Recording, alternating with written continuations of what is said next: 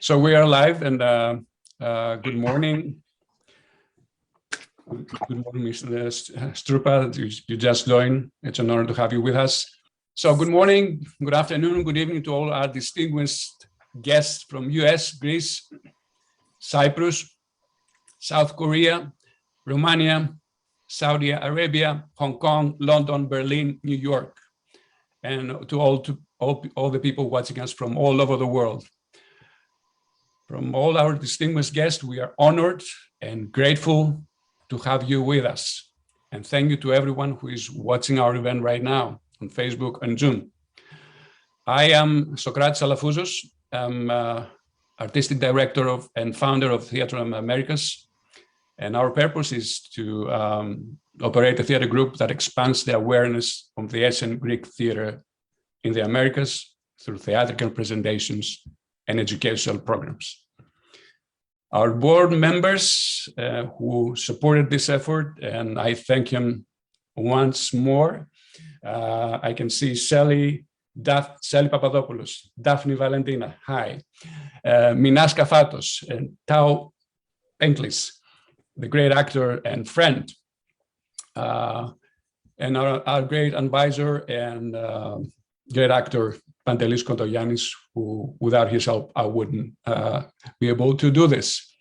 And we are welcoming you to this special day that we honor the country in which theater was born. And that country is Greece. And that in a few hours, we celebrate 200 years of independence. Our event has the support of the consulate generals of Greece in Los Angeles, New York, and Chicago. And the Greece 2021 organization gave us the official permission to play one of the short video they prepared. A few words, the Greek Revolution started with a big idea and a dream. And personally, one of my favorite quotes is, "I have dreams and I have nightmares. I overcame my dreams. I overcame my nightmares because of my dreams." Hope lies in dreams, in imagination, in the courage of those who dare to make dreams into reality, like what our Greek ancestors did. All things in life start with a thought and a dream, and then it's emotion, and then it's action, because action defines us.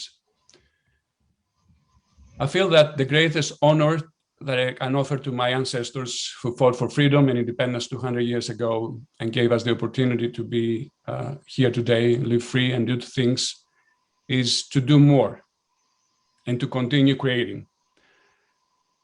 I feel that the greatest reward for doing is the opportunity to do more.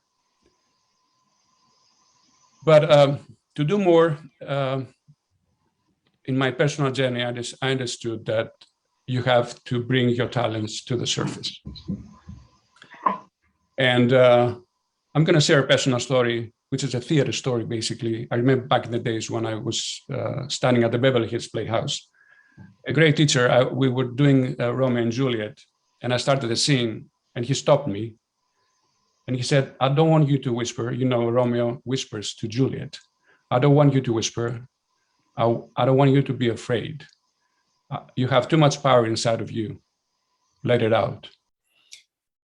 My teacher, Joe Santos, wanted me to do my Romeo, the Romeo that I needed to get an important lesson.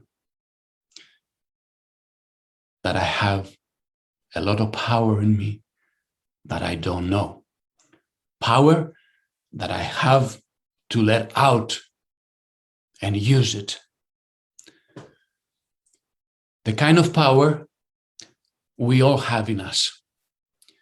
But sometimes in life, it takes a journey to realize it. But we all have it. Because we are all made from the same material. The material our universe is made. We are all made of stardust. I did my journey. It took me a few years to fully get the lesson, but when I did, I started doing things I didn't dare before. And Theatron of the Americas is one of them. Let's talk about theater a little bit and what are we going to do? Ellen Mirren recently said, human beings have told each other stories for as long as they have been on the planet. The beautiful culture of theater will live for as long as we stay here. At Theatron of the Americas, we aim our work to be compelling and original, to be profound, touching, unique, and full of love, truth, and humanity. In this new era, I'm now more confident than ever that theater will always be able to fill itself with life, as long as we feel the need to show each other what we are and what we are not and what we should be. As artists, it's now even more crucial to seize the power that we have, to clear a space in the hearts and minds of society, to gather people around us, to inspire, enchant, inform, and to help create a world of hope and open-hearted collaboration. I think in our times, it's also important to keep the balance between searching and learning from the past and preparing for the future. And what a better way to look back, but through theater. And realize that what the great Athenian poets wrote almost 2,500 years ago, and the timeless messages presented in their works are more relevant today than ever. Theatron of the Americas wants to bring these everlasting messages to communities in California, audiences throughout the US and abroad, and partake in significant festivals and events. And hopefully, one day in Greece, the country in which theater was born. And that country we honor here today. One may say that the theater maker has to be a conjurer, a magician. And yes, in theater, we create magic. And magic happens here today. It's magical that you are all here today. And I'm deeply, deeply grateful for that. Now I feel that I will happily announce and introduce world-renowned Dr. Deepak Chopra that is with us today. Dr. Deepak Chopra, founder of the Chopra Foundation and Chopra Global, is a world-renowned pioneer in integrative medicine and personal transformation. Dr. Chopra is a clinical professor of family medicine and public health at the University of California, San Diego, and serves as a senior scientist with Gallup organization. He is the author of over 90 books, translated into over 43 languages, including numerous New York Times bestsellers. For the last 30 years, Dr. Chopra has been at the forefront of the meditation revolution, and Time magazine has described Dr. Chopra as one of the top 100 heroes and icons of the century. Dr. Chopra, thank you so much for joining us. I'm grateful, and the Theatron is grateful for your presence, and I think Greece is grateful to be here for this great event. Thank you, Socrates. It's a great honor, great privilege to be doing this reading with you. After all, you're Socrates, and we're going to start with the allegory of the cave. So it's even more a special privilege. The wisdom traditions of the East remind us every day that what we call the world is a theater of space-time and causality. And we have the destiny to play an infinity of roles, but we're not the roles we play. So with that, I will begin the recitation of this amazing allegory of the cave from Plato. Anyone who has common sense will remember the bewilderments of the eyes are of two kinds and arise from two causes, either from coming out of the light or from going into the light, which is true of the mind's eye quite as much as of the bodily eye. And he who remembers this when he sees anyone whose vision is perplexed and weak will not be too ready to laugh. He will first ask whether the soul of man has come out of the brighter life and is unable to see because unaccustomed to the dark, or having turned from the darkness to the day is dazzled by the excess of light. And he will count the one happy in his condition and state of being, and he will pity the other, or if they have a mind to laugh at the soul from which comes from below into the light, there will be more reason in this man, in the laugh which greets him who returns from above out of the light into the den. That, he said, is a very just distinction. But then, if I'm right, certain professors of education must be wrong.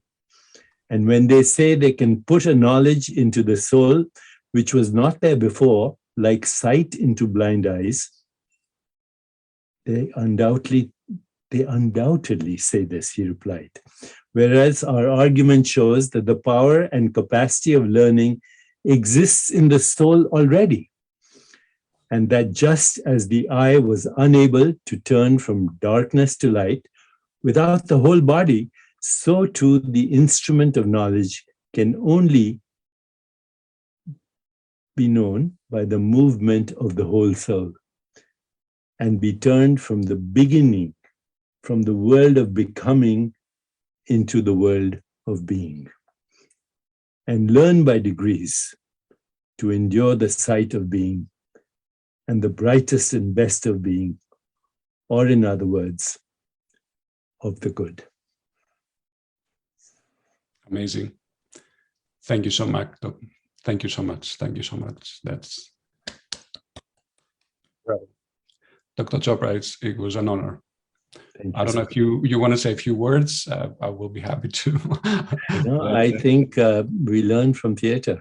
We learn, as I said, that we have to play these parts every day. And you mentioned Shakespeare and Julia and Romeo, and I quote again from Shakespeare. the world's a stage and every man must play a part. So we're all playing our parts, hopefully, in the direction of unity consciousness. I'm grateful to you, Socrates, and this entire amazing team, but more also honored that Menas Kafatos, who's my co-author in You Are the Universe, is part of this. And it's a great privilege, and I hope to be seeing you again in real time. We are grateful, and we're glad to have you with us today, and hopefully in the future. And I would love to meet in person. Thank you, sir. So now we have a small change in our schedule. We're going to go to Miss Maia Morgenstern in Romania, because she's at the theater at the moment, and she has to go.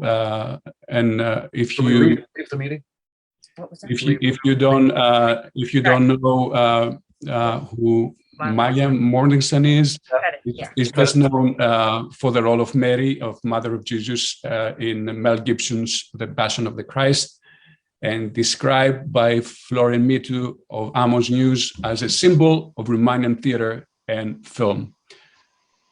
Maia, I'm so happy that you are with us today, and I'm grateful, and thank you so much.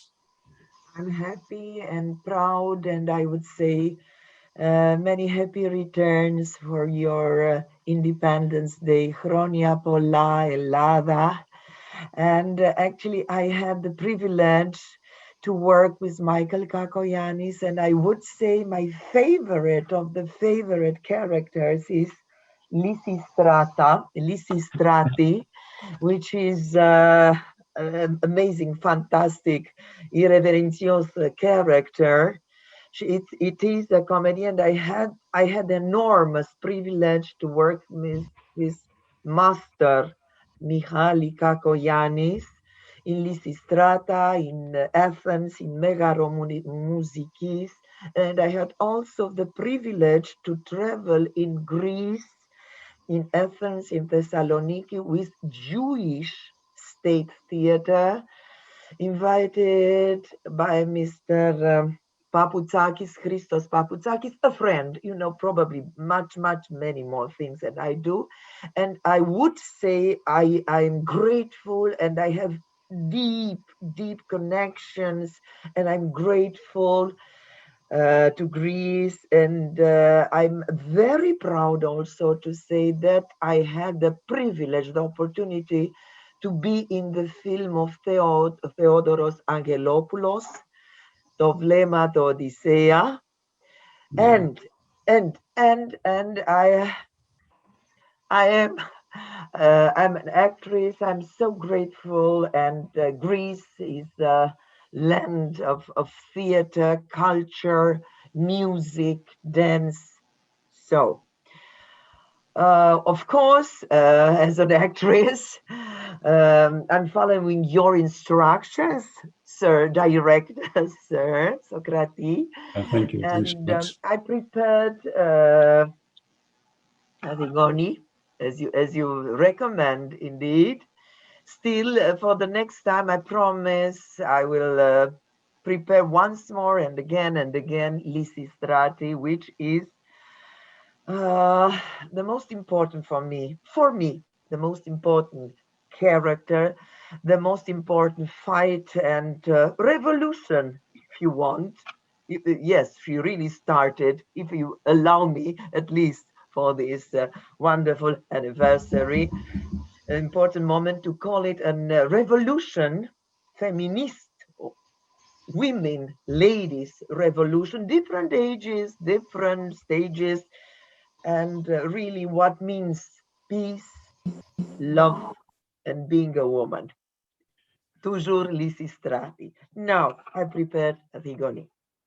Yeah, before you start, I want to say that Antigone will be our first production for our Theatron of the Americas, so that's why I wanted you to introduce Antigone, to be the first read from the play that we're going to do first.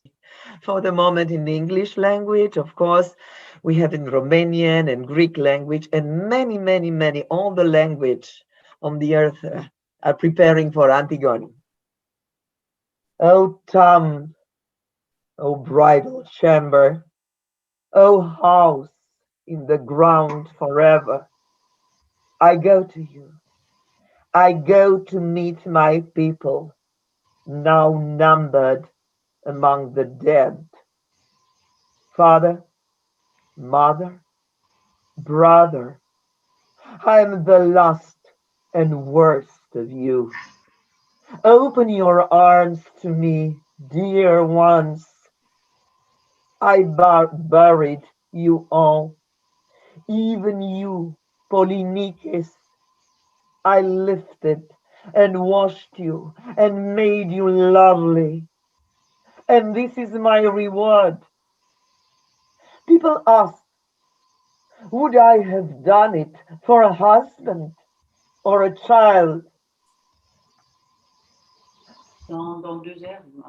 What law requires? My answer is no, I would not. People ask, what law requires this? I say, as husband or a child can be replaced, but who can grow me a new brother? This is the law I honored before everything.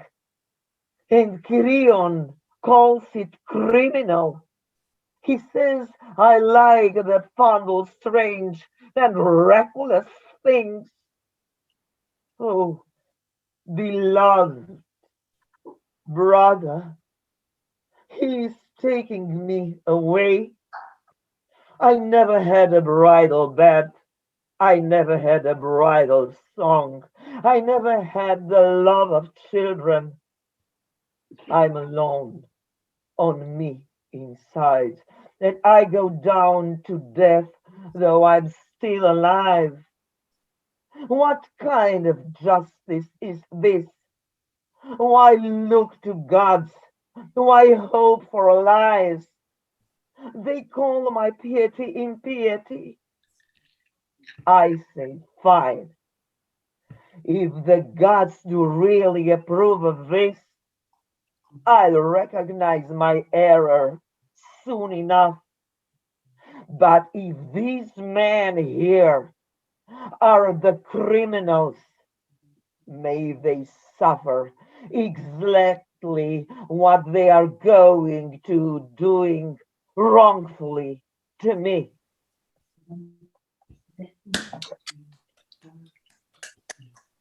Thank you so much, Maia. Thank you so much. I'm grateful that you were here with us today. And I hope we meet soon. Hopefully we'll be together in the jury at the upcoming festival in Romania. COVID didn't allow us to be together last year, but hopefully soon we'll meet, and I hope one day we do something together. Thank you so much. Ευχαριστώ πάρα πολύ. Παρακαλώ. We thank you, Theatron of the Americas. Thank you, Greece. Thank you so much. So now I will go to our board member, the amazing international known astrophysicist, a quantum physicist, author, and philosopher, Menas Kafatos, author of several books, including Science, Reality, and Everyday Life. You Are the Universe with Dr. Chopra.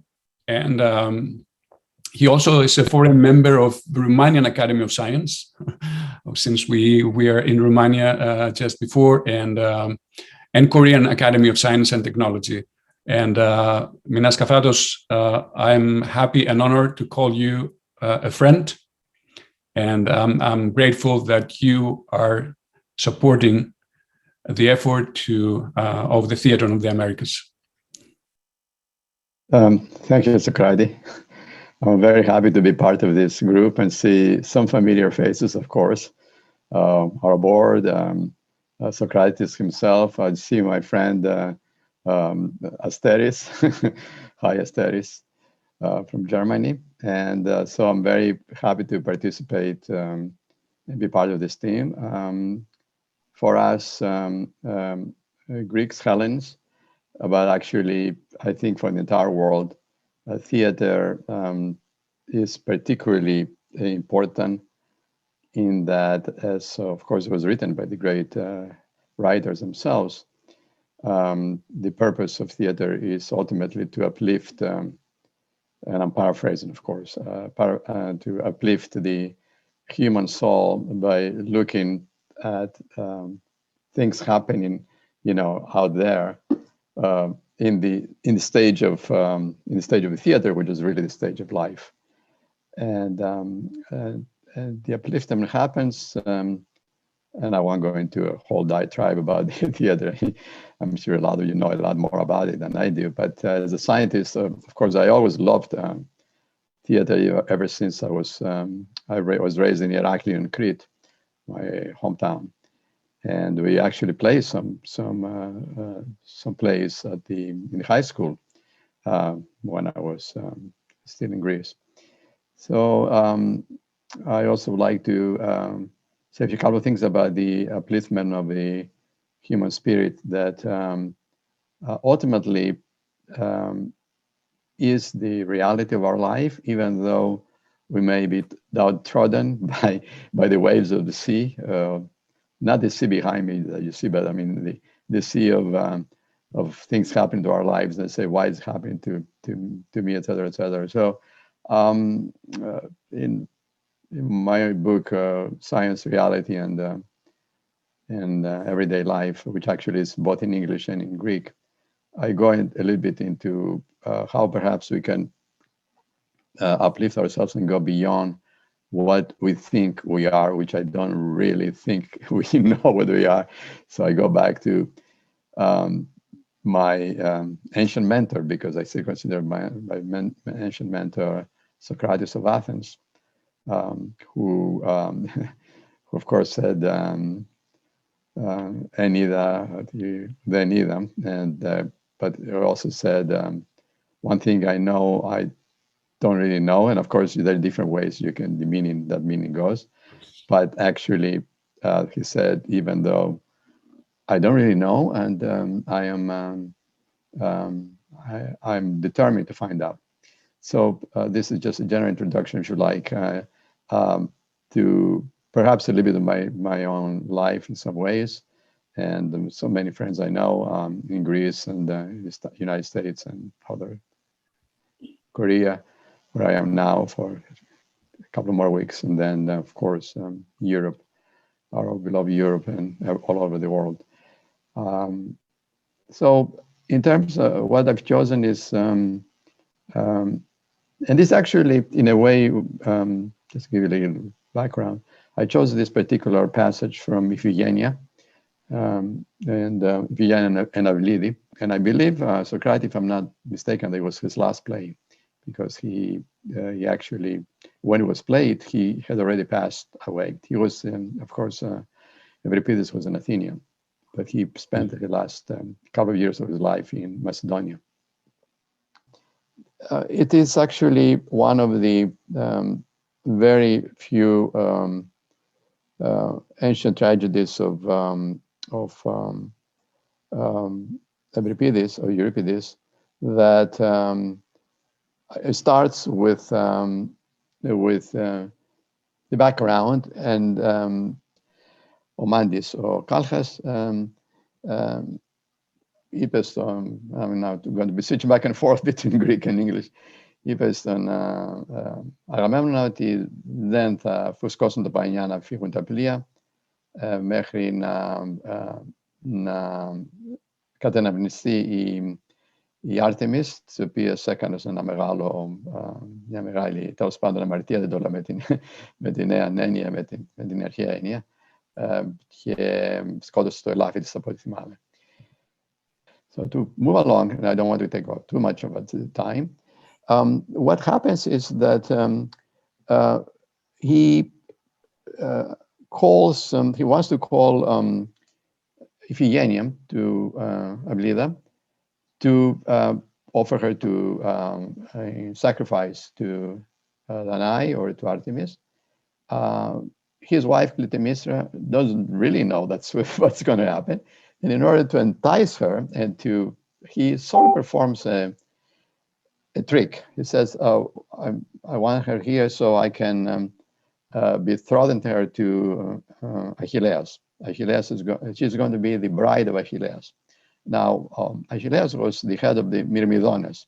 Myrmidones were the best fighters that the Greeks had, and they were getting anxious.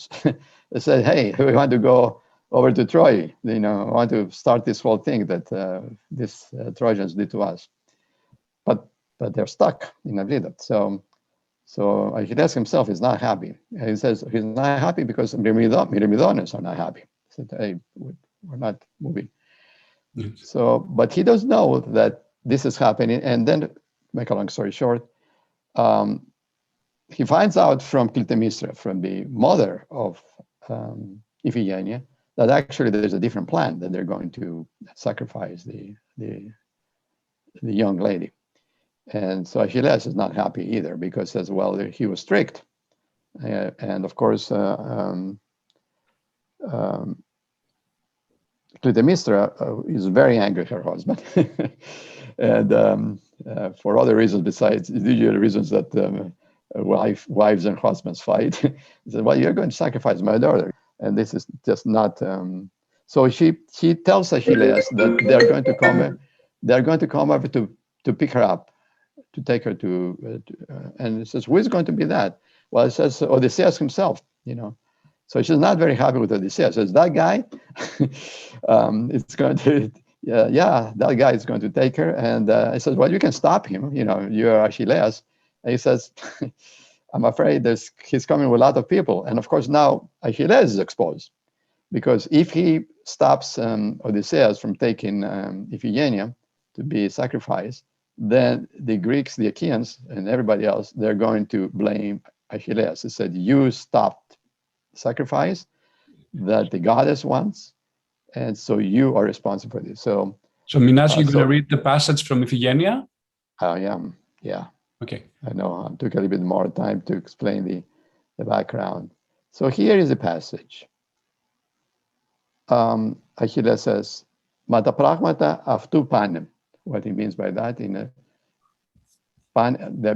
they're going to sacrifice. Achilles says, "Μα τα πράγματα αυτού πάνε." Iphigenia, "Μάνα, ακούστε τι θα πω. Βλέπω και άδικα θυμώνεις με τον άντρα σου. Εύκολο να επιμένουμε, δεν είναι σαν ένα πράγμα αδύνατο. Δίκαιο είναι να ευγνωμονούμε ξένον τόσο ευγενικό." Εννοεί βέβαια τον Αχιλλέα. Μα έχεις χρέος να τον φυλάξεις από το μίσος του στρατού. Αυτό που έλεγα προηγουμένως. Συμφορά μη πάθει, δίχως να κερδίσουμε κι εμείς. Συμφορά μη πάθει ο Αχιλλέας, δίχως κι εμείς να κερδίσουμε. Άκου, μάνα μου, ποια ιδέα μου ήρθε ως το σκεφτόμουν. Να πεθάνω, απόφαση είναι. Θέλω κάθε ταπεινή σκέψη αφήνοντας, με δόξα να το κάνω η ίδια αυτό. Κοίταξε κι εσύ, μάνα, πώς μιλώ σωστά.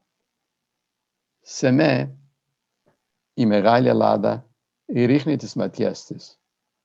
Από με κρέμονται και πλοίων ταξίδι και φρυγών καταστροφή. Φρυγών σημαίνει οι Τρώες. Από με να εμποδίζουν νέων βαρβάρων δοκιμές. Εννοεί τους Τρώες. Για αρπαγή από την πλούσια Ελλάδα γυναικών εδώ και εμπρός. Της Ελένης που έχει πάει ο Πάρης κλέψει, αν πληρωθεί ο χαμός. Τέτοια ο θάνατος μου φέρνει σωτηρία και αθάνατη φήμη θα έχω. Την Ελλάδα εγώ τη λύτρωσα, θα λένε. Και φιλόζωη τόσο να είμαι, δεν ταιριάζει. Μ' έκαμες για καλό όλων των Ελλήνων και όχι μονάχα για σε.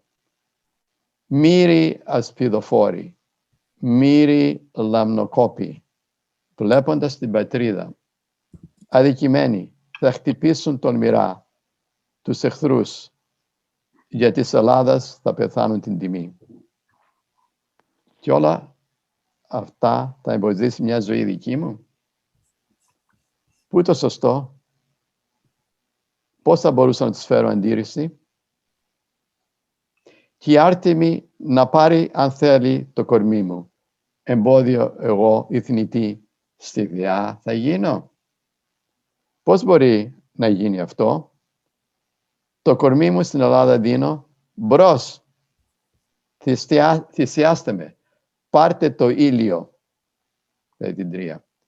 Αυτά για χρόνια θα είναι θυμητάρια μου. Γάμος και παιδιά και δόξα. Σοκράτη μου και όλους σας ευχαριστώ για την τιμή. Before you go, of course, Menas, let me say that it's your birthday today. Yes. And I want to wish you happy birthday and with health, love, happiness. And I know that you're spreading bright light in our world by teaching seminars and inspiring people. And I'm again more than grateful to be with me in this great. Thank you, Socrates. Thank you for really leading this. I wanted to finish with the reason that Iphigenia was chosen. She sacrificed herself. Socrates sacrificed himself. I'm talking about Socrates' invention in Greece. Even though he knew that it was not the right decision, but the Athenians imposed death on him and he took it happily, sacrificed himself even though he knew that he didn't really deserve to. So with that, I offer this also to Socrates of Athens. Thank you so much, Mina. Thank you. I'm truly grateful. So let's move along, and now I have the pleasure, the honor to present to you Julian Sands. Julian, I know him from all the great films he did. He's an international acclaimed British actor. He appeared in many films, including Room with a View, Naked Lunch, Warlock, Arachnophobia, Killing Fields. And he was nominated for Outstanding Solo Performance at the 58th Annual Drama Desk Award. Julian, I'm grateful that you are with us today. And I might say I'm grateful for the way you handle all things, your acceptance, your great energy that I felt was coming from you. And I'm very happy that you are with us today. Well, it's my privilege to be a participant in this wonderful event and to see such a gathering of diverse and gifted people, all in honor of Greek arts and marking the bicentennial of the formation of the great union. And my contribution, I should just say that my favorite film ever was Theo Angelopoulos' Traveling Players, it was called in English, which I saw when I was a student. Can you hear me okay? I do. I can hear you okay. And I might say at this moment that I had the pleasure to work with Theo Angelopoulos in the film A Landscape in the Mist. And we had beautiful conversations together. And I was also happy that I was part of his journey and films. Chapeau. 200 years ago, last month, the English poet John Keats died in Rome. It was his ambition to reach Greece, along with his friend Lord Byron. He was a tremendous enthusiast for the classical world. He studied ancient Greek and attended every possible exhibition of Greek-inspired marbles and terracottas and sculptures, which were mostly found in Italy and brought back to England as part of the Grand Tour. One of his great poems, which I thought about this morning, was in response to reading Chapman, a 17th century translator's translation of Homer. But I've chosen his ode on a Grecian urn, which was written in response to this monumental piece he saw on exhibition in London. We think it's what was called the Buckingham vase, which was brought back by the Duke of Buckingham, taken to his house, which was called Stowe, from where it was acquired by William Randolph Hearst and taken to California. And today it is at the Los Angeles County Museum of Art. Wow. In storage because it's very fragile, but occasionally it is brought out and put on show. So bear that in mind when I read John Keats. This is John Keats, Ode on a Grecian Urn. Thou still unravished bride of quietness, thou foster child of silence and slow time, sylvan historian, who canst thus express a flowery tale more sweetly than our rhyme.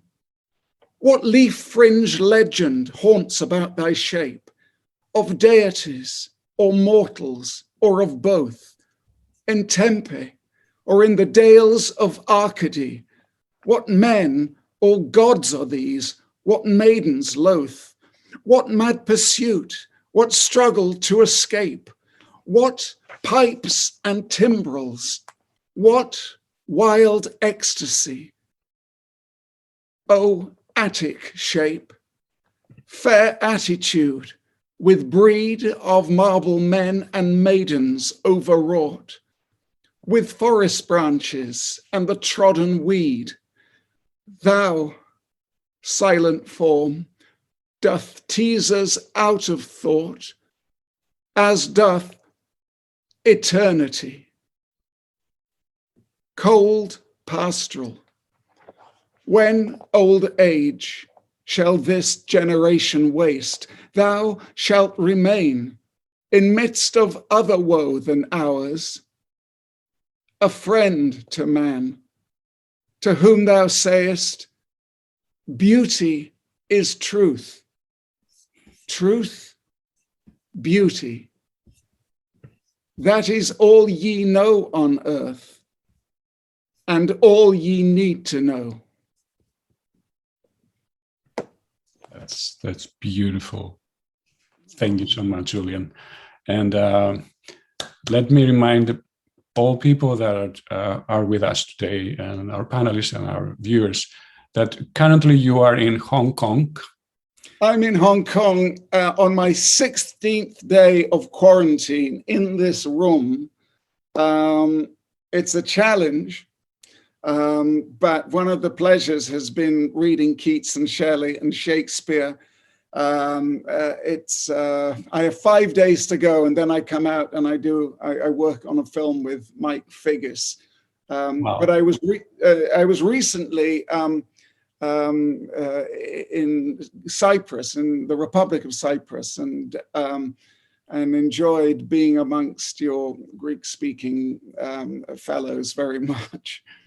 Great. And also remind that there is like after midnight, late night. Oh my goodness, I think it's 1:30 in the morning now. And yeah. And that shows, you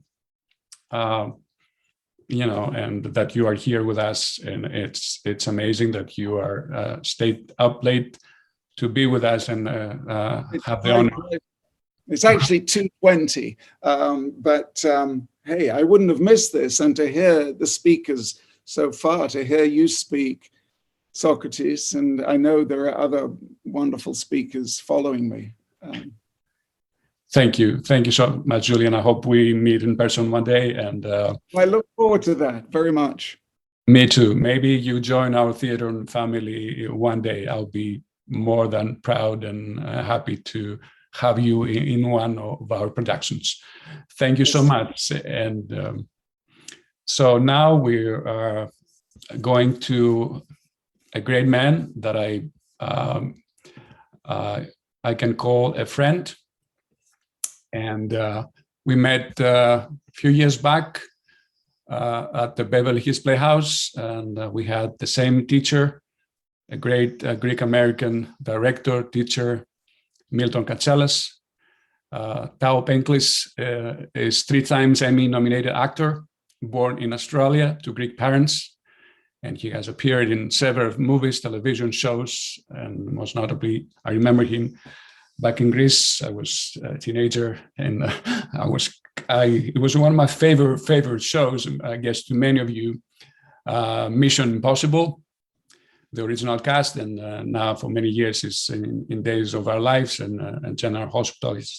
And he's a great man, and I'm more than honored and proud to have him with me in this adventure and to be a board member in our theater. Tao, welcome, and that's enough. Thank you. Thank you. And hello to everyone. What I'm going to read today is from Kavafi's Ithaca that he wrote in 1911. I had visited his home 3 times in Alexandria, and was enamored by his wonderful words. And so here we are. As you set out for Ithaca, hope that your journey is a long one, full of adventure, full of discovery, Lastrygonians and Cyclops, angry Poseidon. Don't be afraid of them. You'll never find things like that on your way, as long as you keep your thoughts raised high, as long as a rare sensation touches your spirit and your body. Lastrygonians and Cyclops, wild Poseidon, you won't encounter them unless you bring them along inside your soul, unless your soul sets them up in front of you. Hope that the journey is a long one. May there be many summer mornings when, with what pleasure, what joy, you come into harbors you're seeing for the first time. May you stop at Phoenician trading stations to buy fine things, mother of pearl and coral, amber and ebony, sensual perfumes of every kind, as many sensual perfumes as you can. And may you visit many Egyptian cities and learn from those who know. Keep Ithaca always in mind. Arriving there is what you're destined for, but don't hurry the journey at all. Better if it lasts for years, so that you're old by the time you reach the island, wealthy with all you have gained on the way. Not expecting Ithaca to make you rich. Ithaca gave you the marvelous journey. Without her, you would never have set out. She has nothing left to give you now. And if you find her poor, Ithaca won't have fooled you. Wise as you will have become, so full of experience, you'll have understood by then what these Ithacas mean. That's beautiful, Tao. I want to say the one thing that a lot of people ask about this poem, what does it really mean? And just quickly, when I sat on his bed, I started to think about this, and I wrote it in my book called Places, and it's about anyone on life's journey. He says not to obsess too much on the obstacles before you, to keep you from the riches that await you. If you don't own them, they cannot defeat you.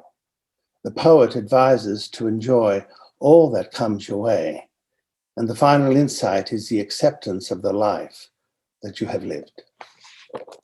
That's beautiful.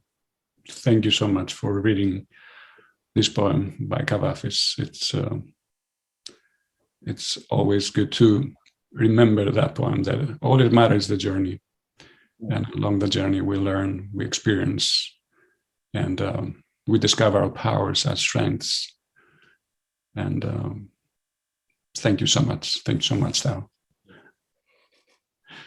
So next, we'll go to Eleftheria Deco. But before that, I would like to read something that I was reminded recently by a colleague that sent me an amazing screenplay about the Greek Revolution. It includes a quote from Makrigiannis, the general Yannis Makrigiannis. And I would love to read as introduction to Eleftheria Deco. This country of ours is something we all hold together.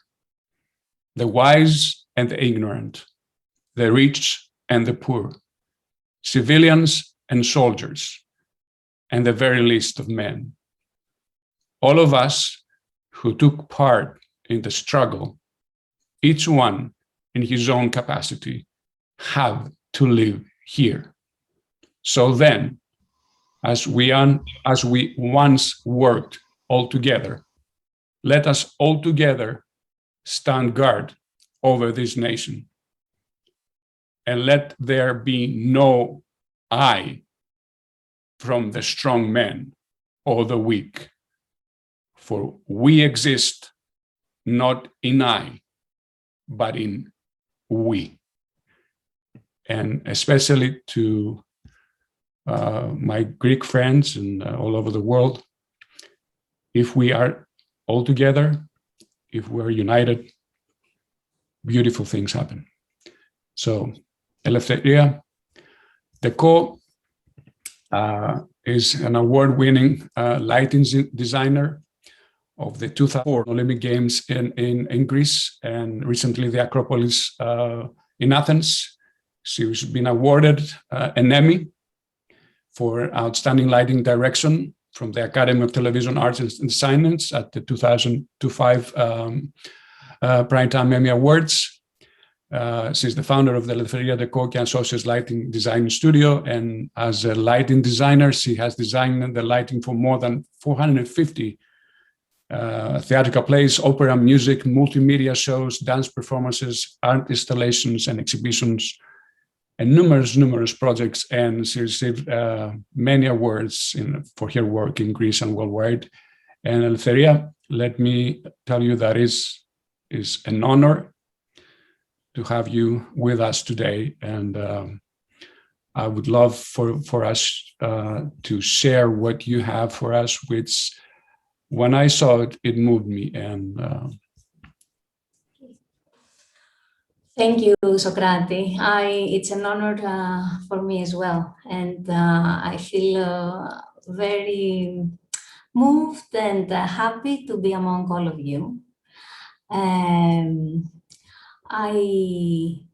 not an actor, so I will read something and I feel a little bit anxious if I try to say the words in the way they're supposed to be said. I have to say, I was thinking that I have the anxiety of a child as when we were students and we were getting ready to say our poem at the school for the celebration of 1821, the revolution, the Greek Revolution, on the 24th of March every year. I have this kind of anxiety, and I have to say that the text that I'm going to read for you is written by a dear friend, the author Aris Spakianakis. And it was an idea I had for the celebration of these 200 years, and he wrote it in a very beautiful way. And another friend, the author Iro Skaru, she did the translation that I tried to make a little video with some images from the web to put the subtitles for the non-Greek-speaking audience to be able to follow, because I will read it in Greek. So I have to share your screen. Yeah. Screen. We'll start. Yep. Η ψυχή των Ελλήνων. Γονάτισα, μα δεν προσκύνησα. Στην πόλη μπήκε ο Σουλτάνος, μαρμάρωσε ο βασιλιάς. Εγώ τραβήχτηκα στους πύργους της Μάνης, στις Κρήτης στα ψηλά βουνά, στο σούλι το απάτητο. Τρεμόσβαινε το καντήλι μου, μα δεν έσβησε. Βασανιζόμουν στα χωριά, στα ξοκλήσια προσευχόμουν, μάθαινα το οχταΐχι στο κρυφό σχολιό. Τα χρόνια περνούσαν. Μια σπίθα περίμενα, μια φωνή να σαλπίσει. Κι άκουσα κάποτε εκείνη τη φωνή στους λόγους, στα γκρεμνά, στα σοκάκια. Του Ρίγα Φεραίου ήταν η φωνή. Ζεστάθηκε η καρδιά μου. Ως πότε παλικάρια θα ζούμε στα στενά, μονάχοι σαν λιοντάρια στις ράχες στα βουνά. Σπηλιές να κατοικούμε, να βλέπουμε κλαδιά, να φεύγουμε από τον κόσμο για την πικρή σκλαβιά. Να χάνουμε αδέλφια, πατρίδα και γονείς, τους φίλους, τα παιδιά μας και όλους τους συγγενείς. Καλύτερα μιας ώρας ελεύθερη ζωή, παρά 40 χρόνια σκλαβιά και φυλακή. Τον Ρίγα τον φοβήθηκαν και τον σκοτώσαν ένα βράδυ του καλοκαιριού με μπαμπεσιά στο Βελιγράδι. Μα ο σπόρος του τραγουδιού του είχε πέσει και ρίζωσε στα στήθια των Ελλήνων και άνθησε. Άρχισε πάλι το αίμα να βράζει. Αναθάρεψα. Πίστεψα πως τούτη τη φορά μπορεί και να κατάφερνα να σπάσω τα δεσμά. Τόσα χρόνια η ανάγκη μου για ελευθερία δεν είχε πάψει να με σπρώχνει σε κινήματα απελπισμένα και ξεγέρσεις που πνίγονταν όμως νωρίς στα δάκρυα και στο αίμα. Άλλοτε με κατέλειπαν οι δυνάμεις μου, άλλοτε οι φίλοι. Τώρα έμοιαζε ο καιρός να έχει οριμάσει. Μαζεύτηκαν κάποιοι Έλληνες της Διασποράς και φτιάξαν μια εταιρεία. Την είπαν Φιλική. Ορκίστηκαν. Ορκίζομαι εις εσέ, ο Ιερά Πατρίς, ορκίζομαι στους πολυχρονίους βασάνους σου, ορκίζομαι στα πικρά δάκρυα τα οποία τόσους αιώνας έχησαν και χύνουν τα ταλέπορα τέκνα σου, εις τα ίδια μου δάκρυα χυνόμενα και ταύτην τη στιγμή και εις την μέλουσαν ελευθερία των ομογενών μου, ορκίζομαι ότι αφιερώνομαι όλος εις εσέ. Εις το εξής η θέληση είσαι η αιτία και ο σκοπός των διαλογισμών μου. Τέλος, ο θάνατός μου είναι η άφευκτος τιμωρία του αμαρτήματός μου για να μην μολύνω την αγνότητα της εταιρείας με τη συμμετοχή μου. 7 χρόνια οργάνωναν την Επανάσταση οι πρωτομάστορες. Γέμισε η Ελλάδα αφοσιωμένους στον αγώνα. Βγήκαν τάρματα από τα σεντούκια. Τόλμησε πρώτο ο Υψηλάντης, πέρασε με όσους μάζεψε τον Προύθο, μα δεν πήγε μακριά. Δίπλα του έπεσε ο Ιερός Λόγος με 500 σπουδαστές. Νέα, αμούστακα παιδιά. Σπουδαστές ήταν της ζωής. Μα σπούδασαν το θάνατο. Όμως η ίσκα είχε ανάψει πια. Το φυτίλι άρχισε να καίει, τον παρούτι μύρισε. Αλλάλαξαν οι κλέφτες στα βουνά, χούλιαξαν οι αρματολοί στους κάμπους. Έτσι ξεκίνησαν όλα. Ήταν η μέρα του Ευαγγελισμού. 25 του Μάρτη του 1821 που σήκωσε τη σημαία ο παλαιών πατρών στην Πελοπόννησο. Άναψαν τότε τα ντουφέκια και ο αγώνας πήρε φωτιά. Είχε έρθει η ώρα να μιλήσει η ψυχή των Ελλήνων. Να μιλήσω εγώ. Και μίλησα. Μέσα από τις ντάπιες και τα καριοφύλια. Μέσα από τα φουρνέλα μίλησα και από τις μάχαιρας στην κλακή. Μέσα από το αίμα μίλησα που πότιζε το χώμα και μέσα από τις αναμένες δάδες των πυρπολιτών που μαύριζαν τη θάλασσα. Και ακούστηκε η φωνή μου στην Αμερική. Ακόμα και ο πρόεδρος της, ο Μονρό, με χαιρέτησε από την άλλη όχθη του Ατλαντικού. Είναι αδύνατο να βλέπει κανείς τα όσα βαρύτατα υφίσταται η Ελλάδα, χωρίς να συγκινηθεί βαθιά, καθώς το όνομά της και μόνο γεμίζει το νου και την καρδιά με τα υψηλότερα και ευγενέστερα αισθήματα. Επιτιδιότητα και λεπτότητα στις τέχνες, ηρωική ευγένεια στις πράξεις, αγνός πατριωτισμός, ζήλος και αφοσίωση προς την ελευθερία έρχονται στο νου όταν κανείς ανατρέχει στην αρχαία Ελλάδα. Ήταν συνεπώς φυσικό η νέα ανάδυση του λαού αυτού στον αρχικό του χαρακτήρα, την ώρα που αγωνίζεται για την ελευθερία του, να διεγείρει τον ενθουσιασμό και τη συμπάθεια παντού στις Ηνωμένες Πολιτείες. Υπάρχει δε ισχυρή ελπίδα ότι ο λαός αυτός θα ανακτήσει την ελευθερία του και θα κατακτήσει θέση ίση προς τα λοιπά έθνη στον κόσμο.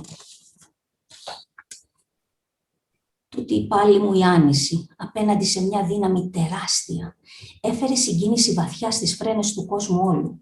Και άρχισαν να έρχονται από όλες τις μεριές άνθρωποι λογής να μου σταθούν στον αγώνα. Να μου κρατήσουν το χέρι, να μην λυγίσει. Γιατί νύχτα μέρα πολεμούσα και ήταν το γιαϊταγάνι βαρύ. Φτάσανε κοντά μου Γάλλοι, Ιταλοί, Γερμανοί, Ελβετοί, Πολωνοί και ορκίζονταν πάνω στα γυμνά σπαθιά τους να νικήσουν ή να πεθάνουν.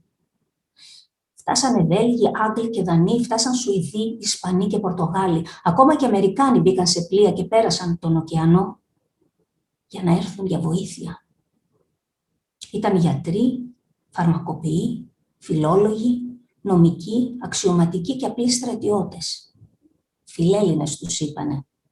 Οι περισσότεροι δώσαν στα χώματά μου τη ζωή τους. Τούτους τους ευγνωμονώ.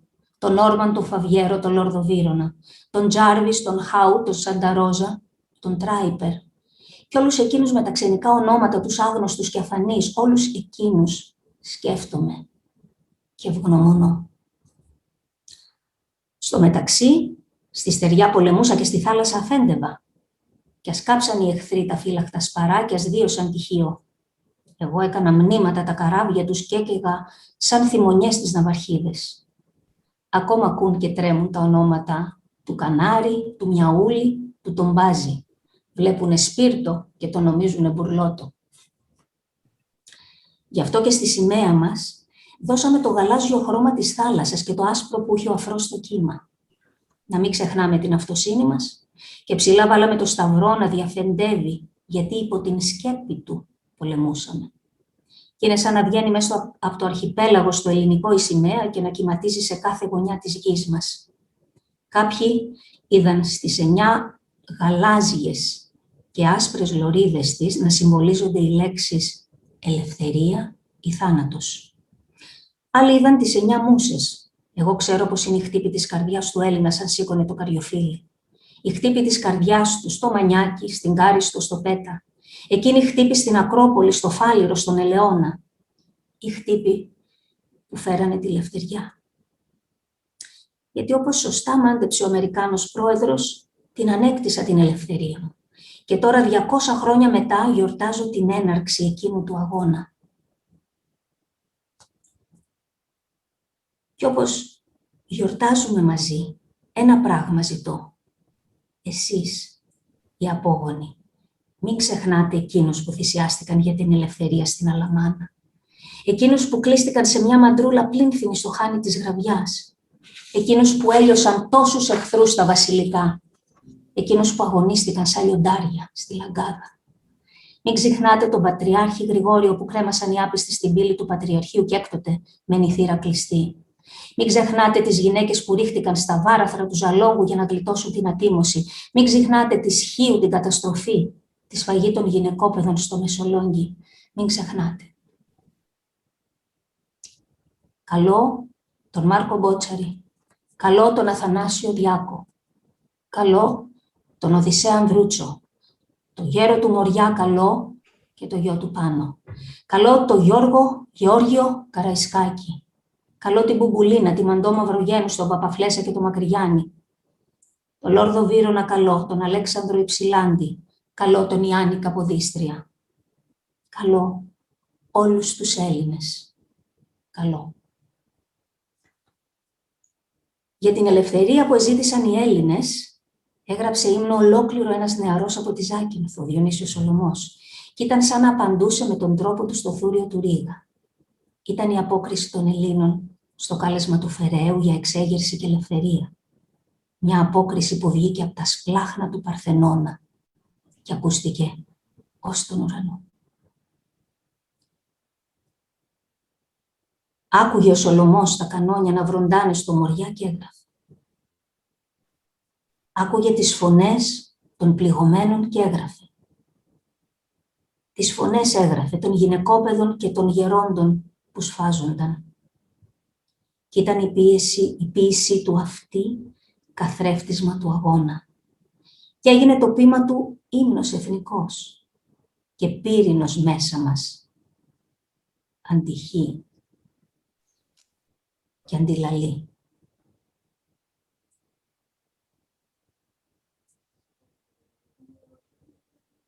Σε γνωρίζω από την κόψη του σπαθιού, την τρομερή. Σε γνωρίζω από την όψη που με βία μετράει τη γη.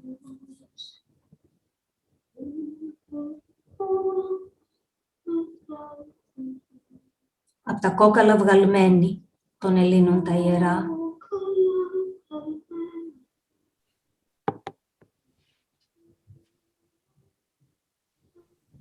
και σαν πρώτα αντριωμένη χαίρε, χαίρε, χαίρε, ω χαίρε, ελευθεριά.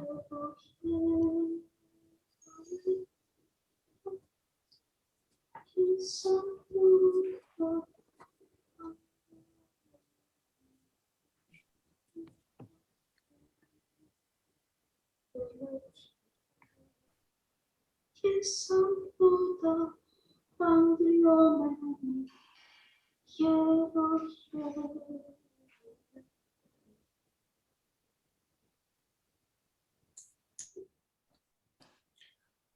Eleftheria, I'm deeply touched and moved by your video. And I hope all Greeks around the world will share this video, and I'm grateful that you are with us today. I didn't expect. You are a great human being, you are a great artist, you are a great person, and I'm more than grateful that you were with us today and share this, and reminds us so many things. And thanks for the Greek national anthem in that way, which was amazing, was so beautiful. Thank you. I can have no words. Thank you so much. I thank you, Socrates, for giving me this opportunity to pay a tribute to our ancestors and to do it from the heart. And I did it from my heart, and I thank you so much for giving me this opportunity. I thank you. I'm just grateful. Wow. So after Eleftheria, we have to move on after this, and it's beautiful when Greeks and people who love Greece, we join forces. Eleftheria very generously offered from the very beginning to support the Theatron. And I think great people are humble and generous. And Eleftheria is one of them.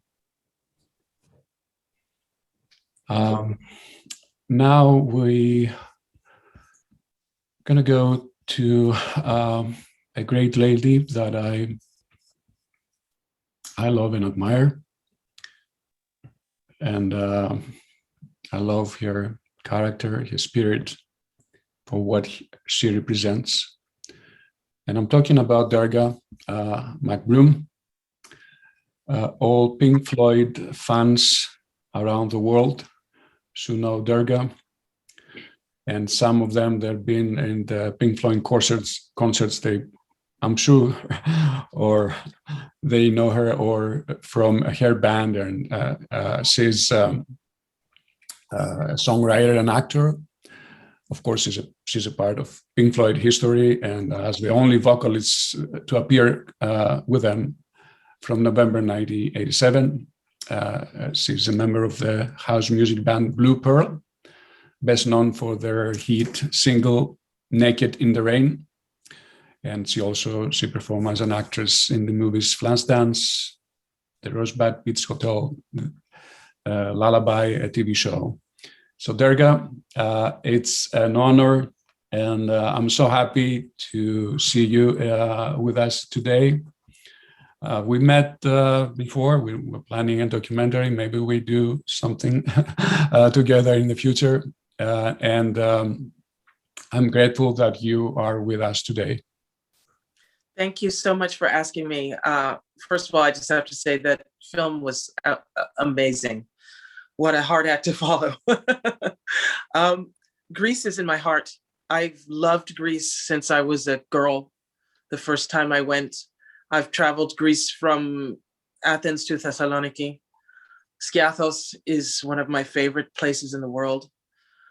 And I feel when my feet are on Greek soil, I feel the history. I feel a kinship somehow, as if in a previous life, maybe I lived there. And if I may say so, Greek men are some of the most beautiful men in the world. I went to Greece also with Pink Floyd. We were fortunate enough to do a show in Athens, and it was outstanding. It was amazing. And luckily, because it's so hard to get the logistics covered, to get all of the stage gear, it took 5 days by barge to ship it to Athens. So we got a 5-day vacation in Athens, and that was a wonderful time. I did some shows for MTV with my band, with Blue Pearl, for Steve Blame of MTV Europe, and made some lifelong friends that still live in Athens. But having said that, before I was a singer, as you mentioned, I was an actress, and I still am, but I studied acting at UCLA here in Los Angeles, where I am at the moment. And of course, the great play Lysistrata was taught, because I studied classical theater. And I also picked a monologue from that play because it's a classic. It's a little more lighthearted than the last one. So it's in the scene where Lysistrata is setting up talks between both sides after the men are wildly frustrated.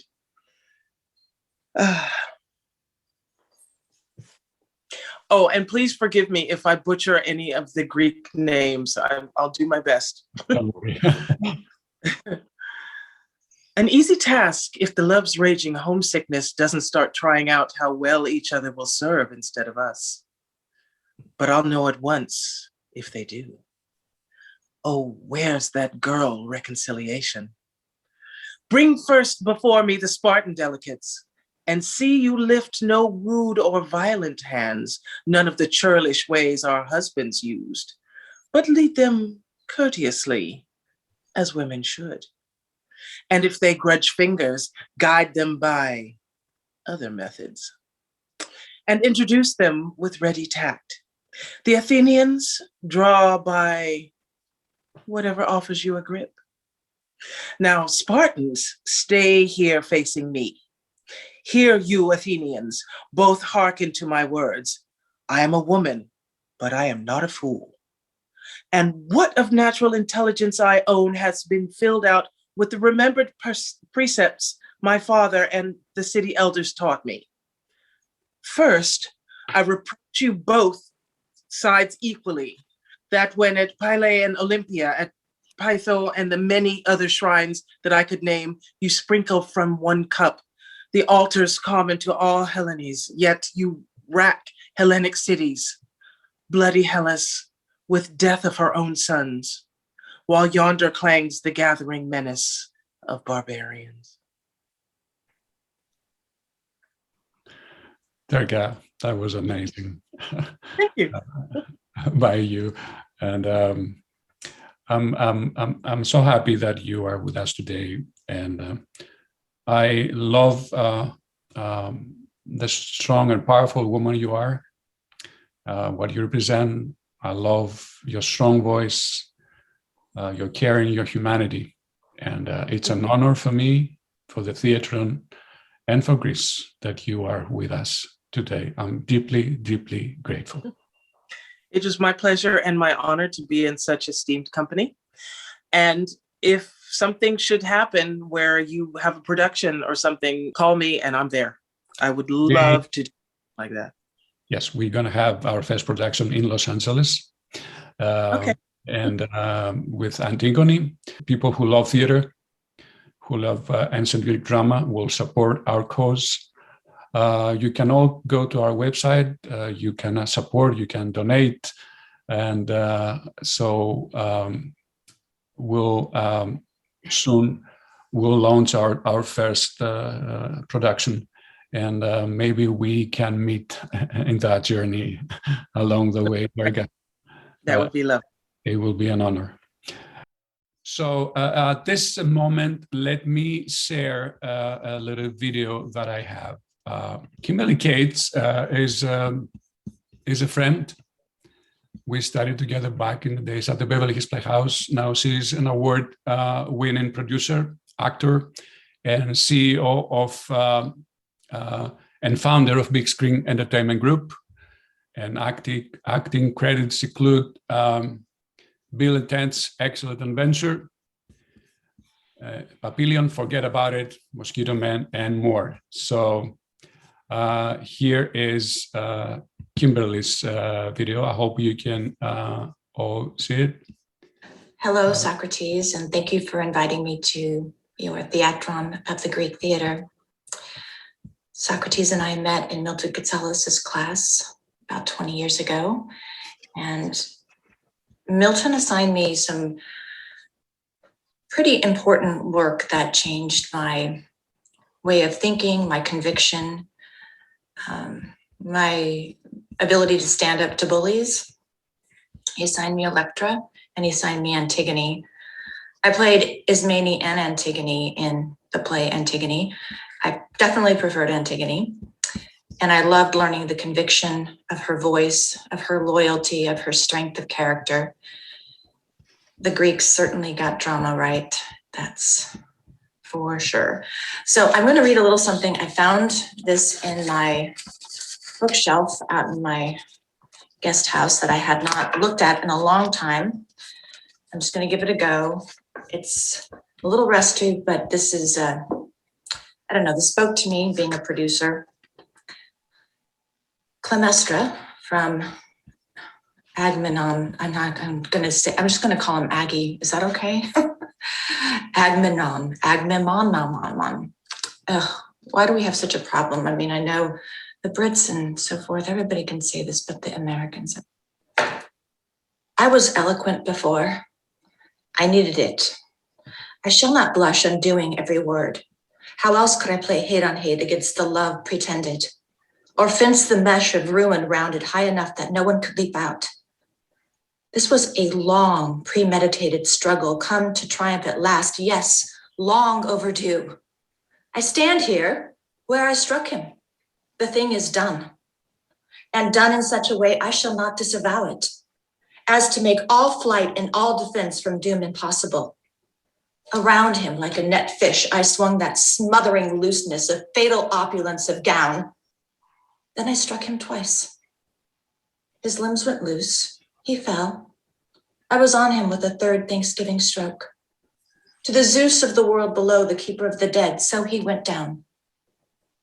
Life pumping out of him and gurgling murderous spurts of blood, which hit me with the black and sanguine drizzle. Oh, it freshened me like drops from heaven when the earth is bright and sprung with budding.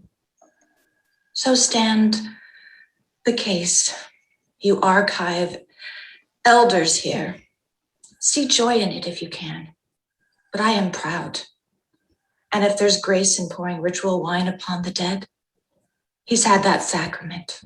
Oh, he's had it royally. He filled his family's miseries to the brim. The cup is his. He's home. The dregs have drained on him. Like I said, that spoke to me. I'm not quite sure why, but it did. So thank you for having me. Hope this is a great event for everybody. I look forward to next year when hopefully we can all be together in person. Thank you. That was Kimberly Cates. I thank her for this. She's a producer. She's on location today. And so she couldn't be live with us, but she was generous enough to send us this video. Now we can go to a friend, and we met in Berlin. He was one of the founders of the Greek film festival there. And Asteris Koutoulas, a great man. He's an author, filmmaker, producer, and an events industry veteran. He is a producer of 40 mega events and directed by Gerd Hof between 1999 and 2010. That had been with live audience exceeding 2 million people, and worldwide media conducts. He's a producer of hundreds of concerts, as well as opera and ballet performances in dozens of countries worldwide. Cooperation with many of leading performing artists, such as our beloved Mikis Theodorakis. Asteris did all his concerts through the years. He's also worked with Scorpions, Mike Oldfield, Maria Faraduri, Roger Waters, another Pink Floyd connection here today, and Milva, Buena Vista Social Club, Yorgos Dallaras, George Dallaras for the Greeks. So Asteris, it's an honor and a pleasure to have you with us today. And hello from Berlin. Good morning. Can you hear me? Yes, and now I can hear you and see you. Yes. Hi. Good evening. Good morning to all of you from Berlin, Germany. I'm very happy to be here with you. I'm very honored. Thank you so much, Socrates. When I was working with Ina Koutoulas, my wife, and co-operator on our film, Recycling Medea, we had to choose some characteristic texts of Medea by Euripides to insert in our film, which I will present to you here, these quotes. And furthermore, I will read a text written by young Greeks in 2009, which for me is like an echo of Medea's deed, killing her sons. First, however, Medea's quotes from Euripides' play, which we used in our movie. It's all by Medea. Jason is cheating on me. He has betrayed me. Instead of having 2 kids, I should have focused on my career. Now I stand to lose everything. But Jason shall never see his kids again, our 2 sons born by me. All of them shall pay for this dreadful offense. Jason, for you I have betrayed my family and killed my brother. I followed my heart blindly. And now you leave me for the other, although we have children. I will kill my children and burn down Glavki's and Jason's house. Then I will leave this land and finally be free again. Free, but heartbroken.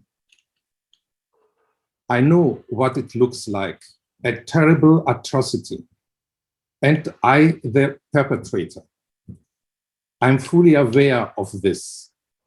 And yet, in the end, my heart prevails, a heart that laughs with such a vengeance.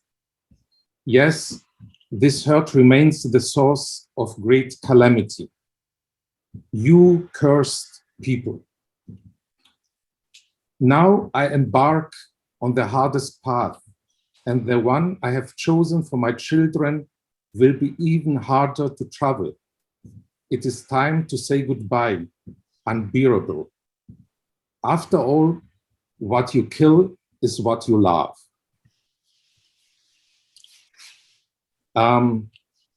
I shot the first footage in Athens together with Nikis Theodorakis and Renato Zanella, the choreographer, and Maria Koussouni, the prima ballerina, in a small studio at the Syntagma Square in Athens. And it was in 2011. And while in the studio, the mother Medea was killing her children outside at the square, there were youth riots of 10,000s of people in the same time, shooting inside. And so I have only to turn my camera outside. And so I filmed on this day, I filmed both at the same time and captured also both in the film of Recycling Medea, how the mother killed her children in this artistic world, and the Greek society of present kills the young generation outside. And in that moment, I remembered the death of the 15-year-old Alexis Grigoropoulos in 2008, shot by policemen. And Grigoropoulos became the symbol of a rejected, of a killed generation. I will read now the letter by Alexis' friends handed out at his funeral. One moment, I have to. Okay, now it's the letter of 2009, January 2009. We want a better world. We are not terrorists, nor hoodies. We are your children. We have dreams. Do not kill them. Remember, you too were young once. And now all you ever do is chase your money and care about superficial stuff. You have turned fat and lost your hair. You have forgotten. We thought you would support us. We thought you would care. Thought you would make us proud someday too. In vain.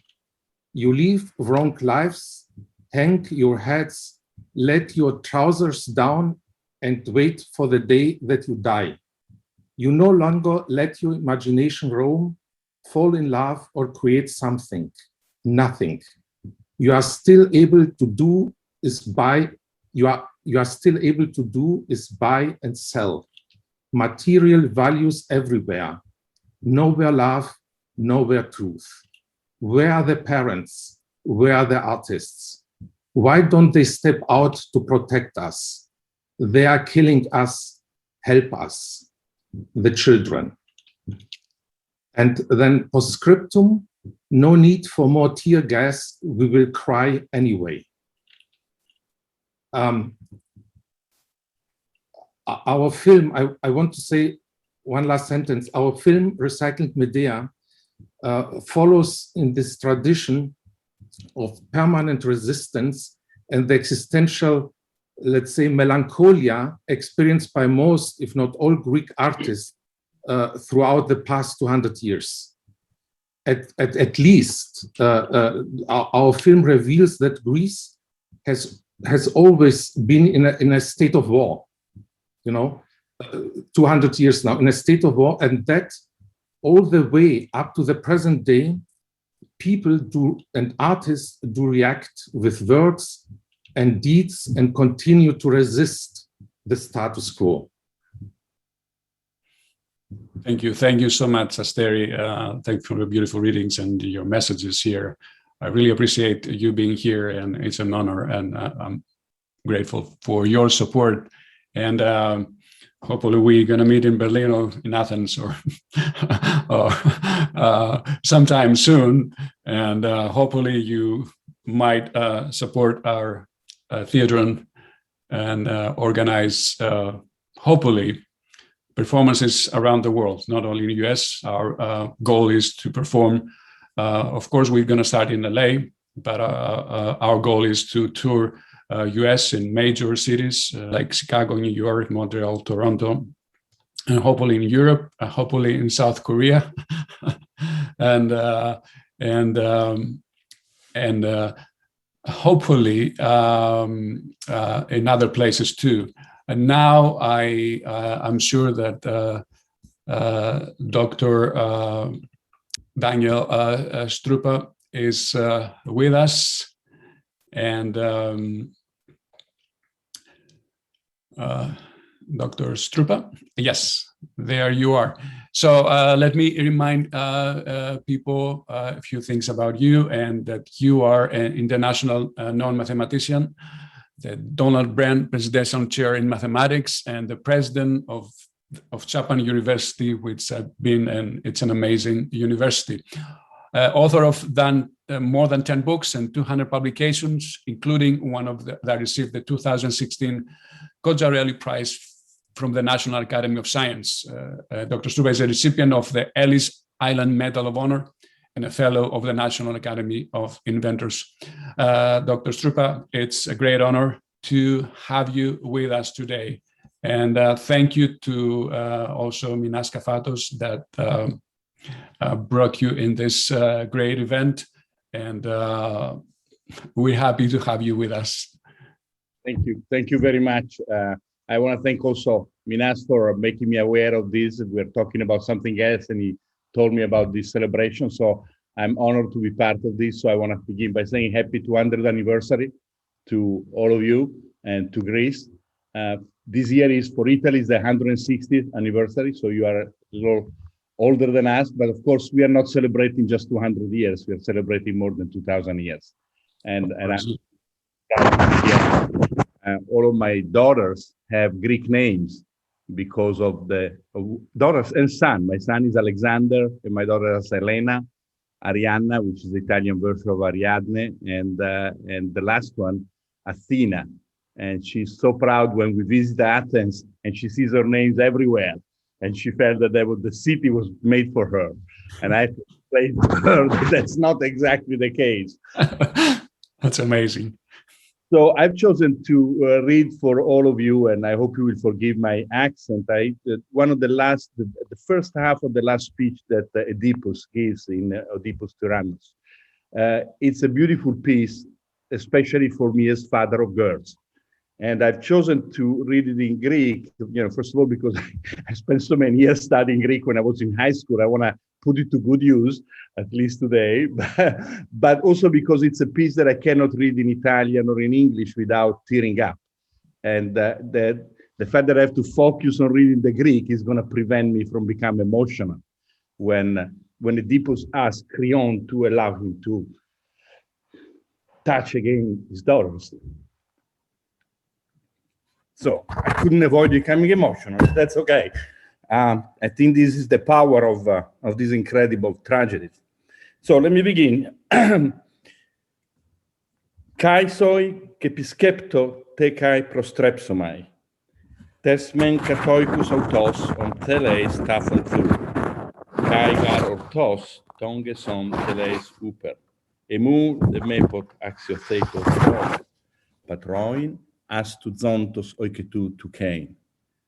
Alle amenaien oresin entaclesetai umos kitairon utos on meter te moi pater te thesten zonte curion tafon.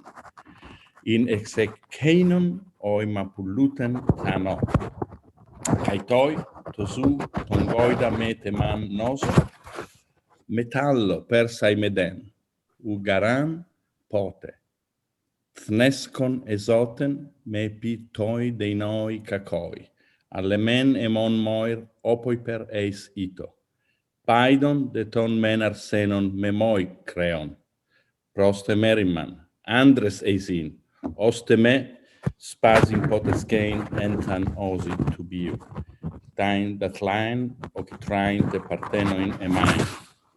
Ein upoteme coris estate boras, trapesaneu tudandros alloson ego, psaumi panton tondei meteketen.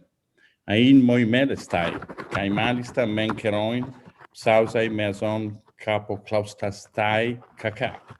Itonax Itogone Genaye, Kersitan Tigon, Dokoim Ekinsfas, Osper Denis, Tifemi, Ude Kruoku Cross Theon Toin Moi Filoin, Daku Ron Toin, Kai Me Poikitras Creon, Epemse Moita Filtaten Gonoi Emoin, Legotu. And this is when Creon brings in his daughters so that he can feel them through his blindness. Dr. Strupa, that was beautiful, and I cannot express my gratitude to you and the significance that your reading has for us and for Greeks, because I think for me it's amazing for someone non-Greek to read in ancient Greek, and I'm deeply moved and grateful for sharing your humanity and your love for Greece. And I'm more than honored, and Theatron of the Americas is more than honored to have you with us today. Thank you. It's my honor. Thank you so much. You're welcome. So now we have with us today, his name is Apollo Dukakis. The Dukakis name, of course, is known all over the world. And we're happy to have today Apollo Dukakis. Can you hear me? I can hear you, Apollo. So Apollo is a great actor. He has a long career in theater. He was the co-founder and the associate artistic director, along with his sister, Olivia Dukakis, at the Whole Theater in New Jersey. And in his long career, he has appeared also in many TV series like ER, Last Action Hero, Seinfeld, and LA Law. And Apollo, it's a pleasure and an honor to have you with us today. Well, thank you, Socrates. Can you see me? Am I a visual as well? Yes, now I can see you. Okay. Well, I'm very happy to be here with you, Socrates, and everybody else. I have, for so many years, distanced myself from my Greekness, to be quite honest with you, but for many reasons. But I regret it. Now, as I grow older, I'm really touched by my heritage and feel wanting to connect more and more with it. I am going to be reading a passage from Oedipus, the king, fortunately not the same as the gentleman before me, but it's one of my favorite passages, and it's translated by Robert Fagles, who I think is a wonderful translator because his work is much more colloquial and easy flowing and spontaneous, as opposed to some of the older translations, which were staid and stoic and very formal. And this is the passage where, as we all know, Oedipus killed his father and married his mother because he didn't know who they were. He was separated from birth. And he discovers the truth. And this is the messenger arrives to tell the rest of the court how the queen killed herself and he blinded himself when they discovered the truth about what happened to them. So this is the messenger who's arrived and speaks to the court. The queen is dead by her own hand. But you were spared the worst. You never had to watch. I saw it all.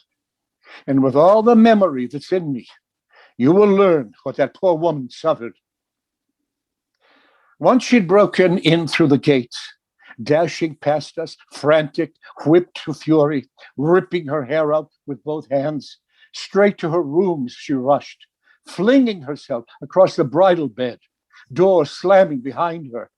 Once inside, she wailed for Laius, dead so long. remembering how she bore his child long ago, the life that rose up to destroy him, leaving its mother to mother living creatures with the very son she'd born.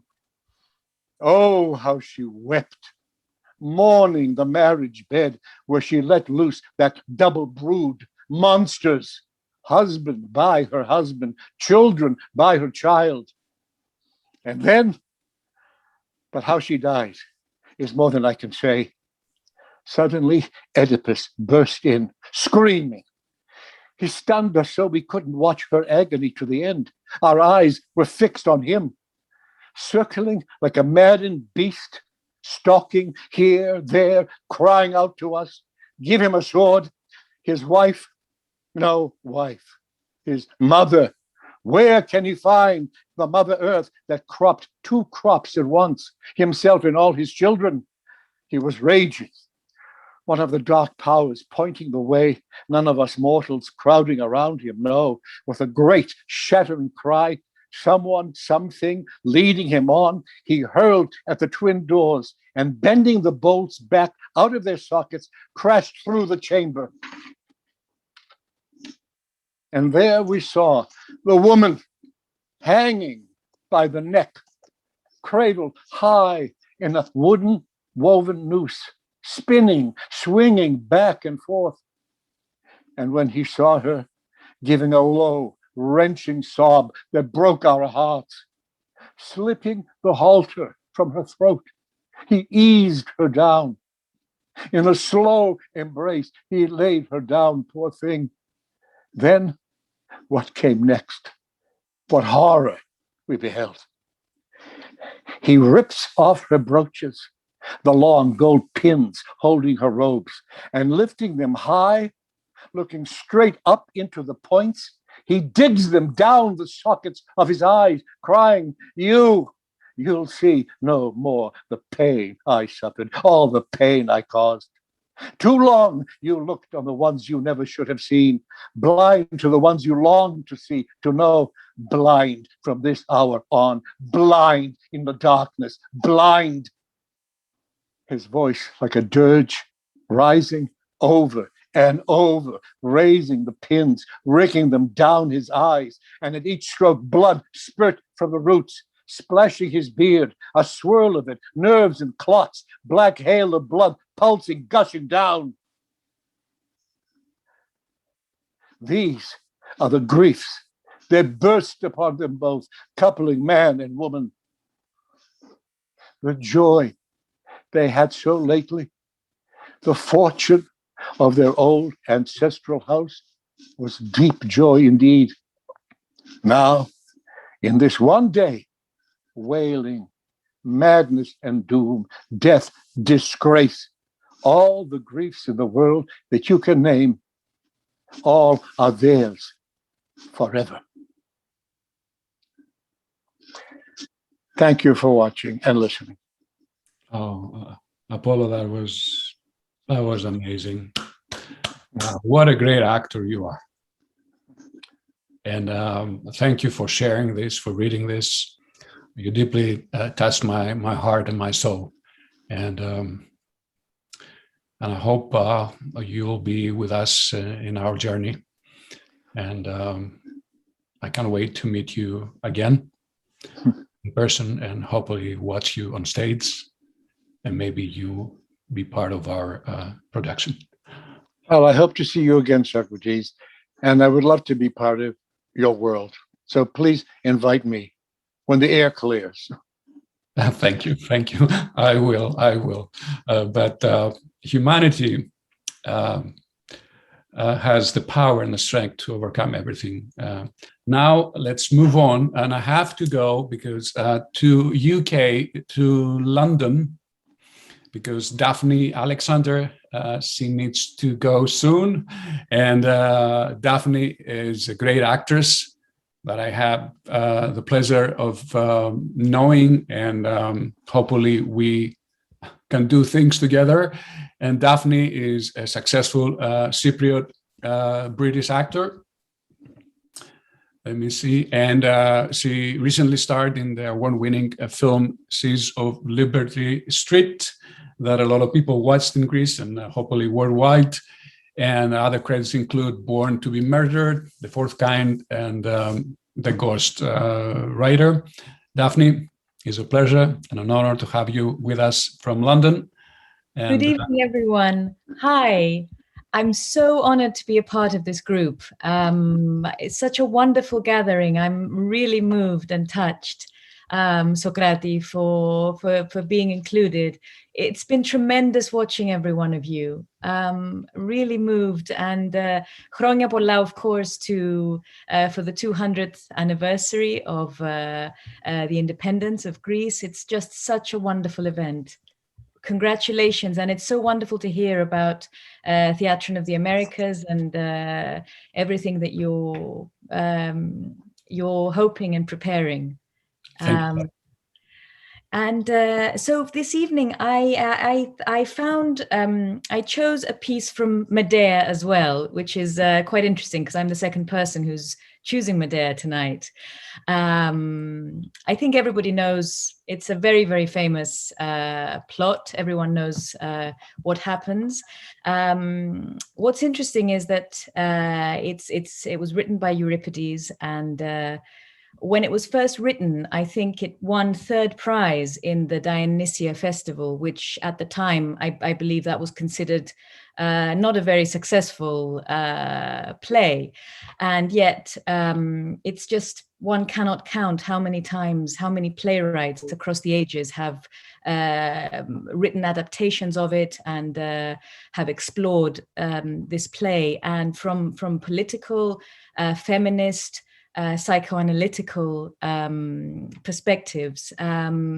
It's the story of Medea and Jason after the quest for the Golden Fleece, when Jason marries Medea and moves with her to Corinth, and then fast falls in love with the daughter of Creon, the princess Glafkis, and wants to marry her. And the play begins. And I'm going to read the first words that Medea speaks at the beginning of the play, after the female chorus of Corinthian women and the nurse to her two children are talking at the beginning of the play about the distress that Medea is experiencing.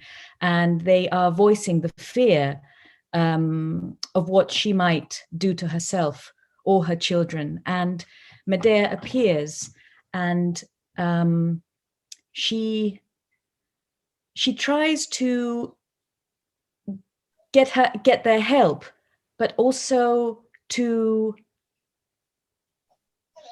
preserve her pride, because she doesn't want them to pity her, but she also wants them to understand her. And it's an incredible. It's incredible that this was written in, what was it, 430 BC. How modern this woman, in what modern words she speaks. So here is the piece. This is a version by Ben Power, which was first performed at the London National Theatre in 2014.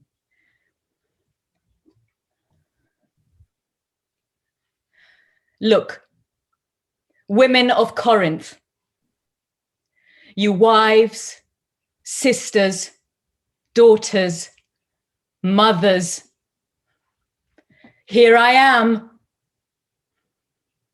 I don't expect you to console me. There is no consolation. But I do need to make sure that when you talk of me, when you tell my story, you tell the truth. Many people before now have shown emotion in the face of disaster, and you have called them self-indulgent. I've heard you. I have been wronged. Listen to me and then say if my grief is excessive. He was everything to me, and he has gone. My own husband transformed into a serpent, slithering from my bed to another and leaving me abandoned, alone. the fate of a wife. We give all we have to our husbands, our dignity, our self-rule, throwing ourselves on the mercy of his lust. He takes what he wants, who he wants. We are without agency, subject to his will. We give up everything, and what do we get in return? Tyranny, and then abandonment. Men say we live secure and safe while they go to war to defend us. But is it not safer to fight in 1,000 awful battles, spilling blood on an enemy's sword, than once face the dangers of childbirth, the unknown agonies as death and life dance together? But for him, I did it. I gave him 2 sons and more. I turned on my family, my home, and came here to this wretched place. I became a traitor. I broke my father's heart, and I smiled. I felt my brother's blood on my hands, and I smiled. I watched a king's throat open like a second mouth. I did it all for him. Tell me how a man who I worshipped as a god can suddenly turn into a devil. I know you don't want to hear this story. You have husbands. You're close to your fathers, your families. I am destitute. I have no city, no father, no brother. There is no haven for me now, no safety. There is only destruction. Soon I'll find a way to revenge myself on him who was mine, on his virgin bride and on her royal father. For we women, though not designed for battle, still when we have been wronged, our hearts can overflow with deadly passion and venomous steel. So go, please, don't stay here in case the plague that haunts my door turns itself on you. I'll do better by myself. I want nothing but your silence. Keep my grief a secret.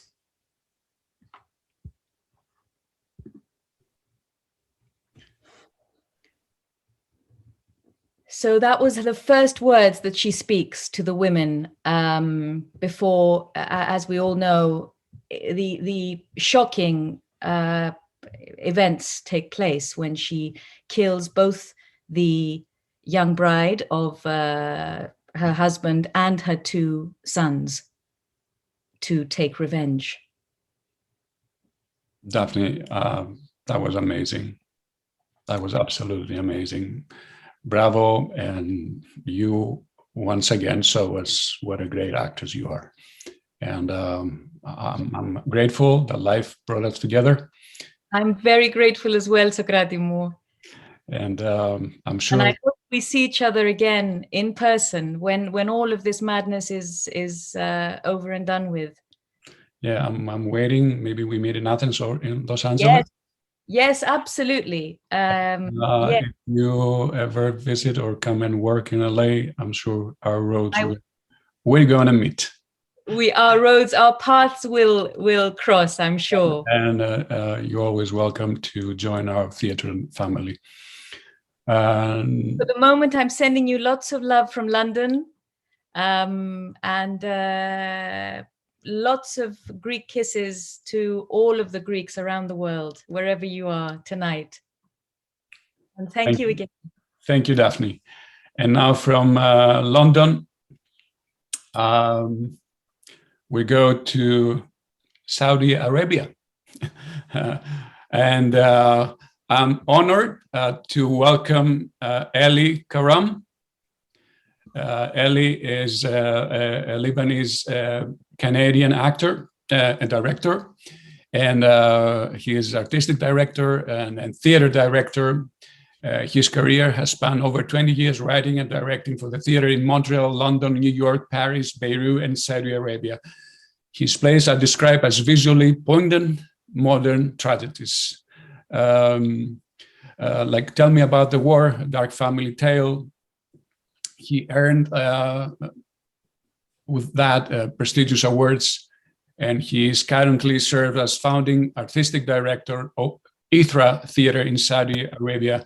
And for those of you who see that, just Google ITHRA and you'll be amazed. And Eli, it's an honor to have you with us today. Thank you so much, Socrates. Thank you. It's such a pleasure to be with you, everyone.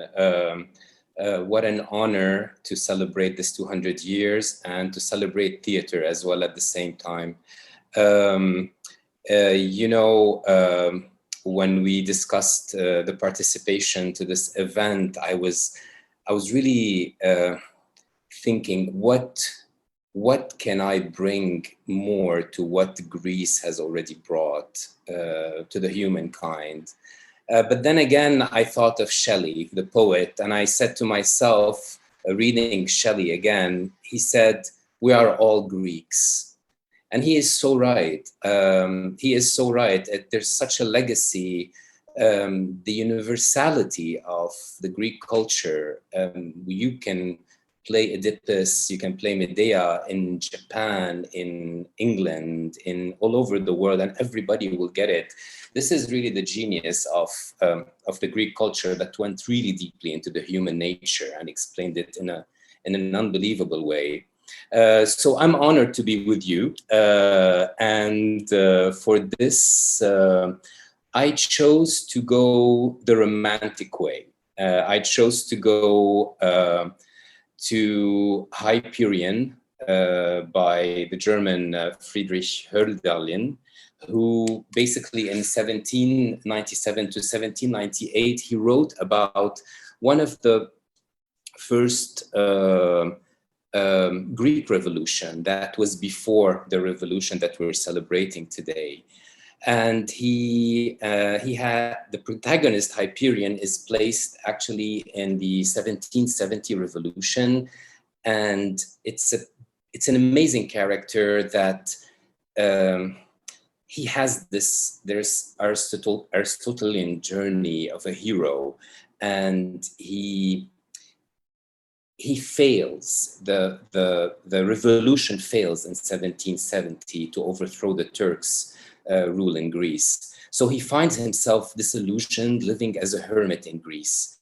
So his beloved Diotima, which is basically Hölderlin placed her as the embodiment of ancient Greece, she writes him this letter. The novel is an epistolary novel, so these are letters. And what I'm reading today is letter number 58. But you will see from this letter how this romantic, from the romantic era writer was able to place all of this spirit, the Greek spirit, all the legacy that we have. He just put it in this book in an amazing way. So I'm going to start reading it. So this is the letter from Diotima. There's just one thing more I must say to you. You would have to go under. You'd have to despair. Yet the Spirit will save you. No laurel will comfort you, and no wreath of myrtle. Olympus will, the living and present, that eternally youthful blossoms around all your senses. The beautiful world is my Olympus. In this you will live, and with the holy beings of the world, the gods of nature, with them you will be joyful. Oh, be welcome, you good, you faithful, you deeply missed and misjudged, children and elders, sun and earth and ether, with all the living souls that play about you as you play about them in eternal love. Oh, take all venturing man, take back the fugitives into the family of gods, take them up into the home of nature from which they absconded. You know this word, Hyperion. You began it in me. You will fulfill it in yourself and only then rest. That's enough. That's enough for me to die in joy as a Greek maiden. Those poor souls who know nothing but their own sorry handiwork, who are merely slaves of need and scorn genius, and who do not honor you, childlike life of nature, let them fear death. Their yoke is become their world. They know nothing better than their bondage, dread the freedom of the gods that death gives us, but I don't. I have gone beyond the patchwork made by hand of man. I have felt the life of nature that passes all thought. Even if I became a plant, would the harm be so great? I shall be. How shall I be lost from the sphere of life where the love eternal that is common to all holds all natures together? How should I depart from the covenant that binds all beings? This is not so easily broken as the loose bonds of our age. It's not like a market day when folk flock together and make a great bustle and then disperse. No, by the spirit that unites us, by the God's spirit that is proper to each and common to all. No, no. In nature's covenant, troth is no dream. We part to be only more inwardly one, more divinely at peace with all. With ourselves, we die in order to live. Oh, Ali, that was beautiful. That was amazing. Thank you, thank you. This is the lyric part of this legacy when the Romantics were able to take it and make it their own. And I found this text just fascinating. Thank you. It was fascinating and your reading was beautiful. Thank you so much again for being part of this event. And I hope we expand our cooperation in any way. Oh, with pleasure. With pleasure, Socrates. Definitely we'll meet somewhere. I'm hosting actually a Greek show, contemporary dance in August. So I'm really looking forward to it. Thank you, everyone, and such a pleasure to see so many talents and so many variety of Greek individuals in one place. Thank you again. Oh, thank you. It was an honor and a pleasure, and I'm truly grateful for being with us today. Now I'm going to go to a great man that I love and admire. And a lot of Greeks all over the world love, and every show he's doing, it's full of people. I've been to a few of them, and I enjoy every minute of it. And we met by accident, like in Greece, a few years back. I was teaching with my students at the Kakougiannis Foundation in Athens, and the head of Kakougiannis Foundation came and said, like, there's a great guy here that he's teaching like a startup comedy.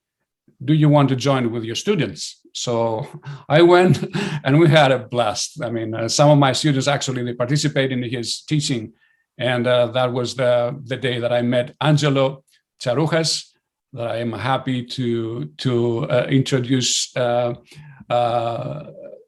to all of you, and just to say a few words. He's a Greek-Canadian comedian, actor, and writer. He has appeared on TV shows such as Mad Men, Sullivan and Son, and Blue Mountain State.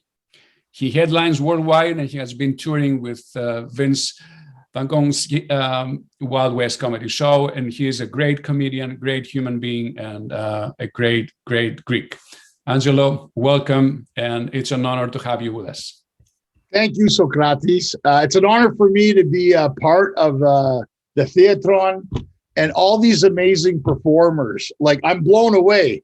Eleftheria and Apollo and Daphne and you and Deepak Chopra, everybody. It's been really fun. I've been really enjoying it, and the way you're mixing everything up. And yes, we met at the Kakougiannis Foundation when we went to Greece a few years ago. We're doing the documentaries and everything.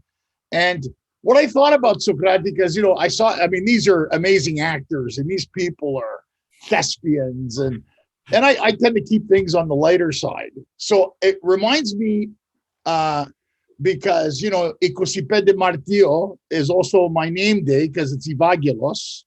Oh, wow. So I remember going to Greek school in Canada. We had to do the Pimata, you know, the poems.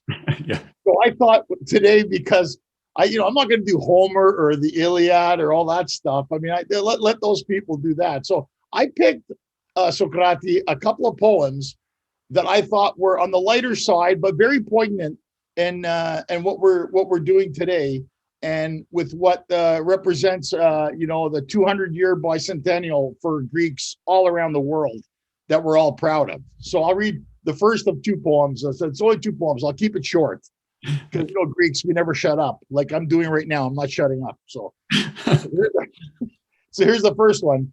The first one is Alexander the Great. Okay, so the best ever military commander was a young man king named Alexander. From the Macedonian city-state, he was known as Alexander the Great. A brave man, he had a lot of bottle. A wise man too, taught by Aristotle.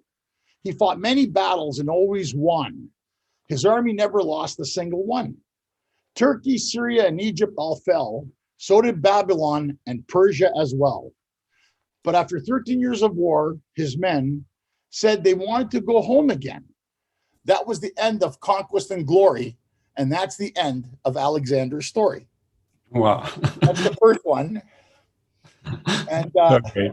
and I remember, because I remember Greek school where they go, Vageli ela na pisto pimasu. And I had to go up there, and the only way you could learn Greek was to go up there and ototos ekitolamoni, all that kind of stuff, right? So we were kind of like, that's what we did there, but it's like good. Yeah, So we've all been there. Right, Socrates. So this one for everybody is called Clever Greeks, and I love this one. It's called Clever Greeks, which we are. We're the most clever people on the planet. Yep. The world doesn't, right? They don't know it. So here's Clever Greeks. The ancient Greeks invented many things, like water mills, steam engines, and maps. They founded democracy, drama, and philosophy. The ancient Greeks were really clever chaps. Astronomers from Greece worked out the earth goes round the sun. It took hundreds of years before everyone else caught on. The genius Archimedes once said an idea that made him shout, Eureka. He jumped out of his bath and ran down the path, then ran about the naked like a streaker. Another genius called Pythagoras once discovered a very famous sum. This guy, though, unlike the other fellow, did not show everyone his bum. That's it. Angelo, you brought some different energy in our event, and I'm so happy. Everyone out there, if you see like Angelos Charujas is here and doing a show, go and watch him and see him. He's a great man. He's a great comedian. And thank you so much. Thank you, Socrates, and congratulations to you. Amazing putting this together. It's wonderful. It's representative of our pride and our glory as Greeks. And you are the best person to exemplify all of this. Thank you so much, Socrates. Very honored. Thank you. I'm grateful for your words.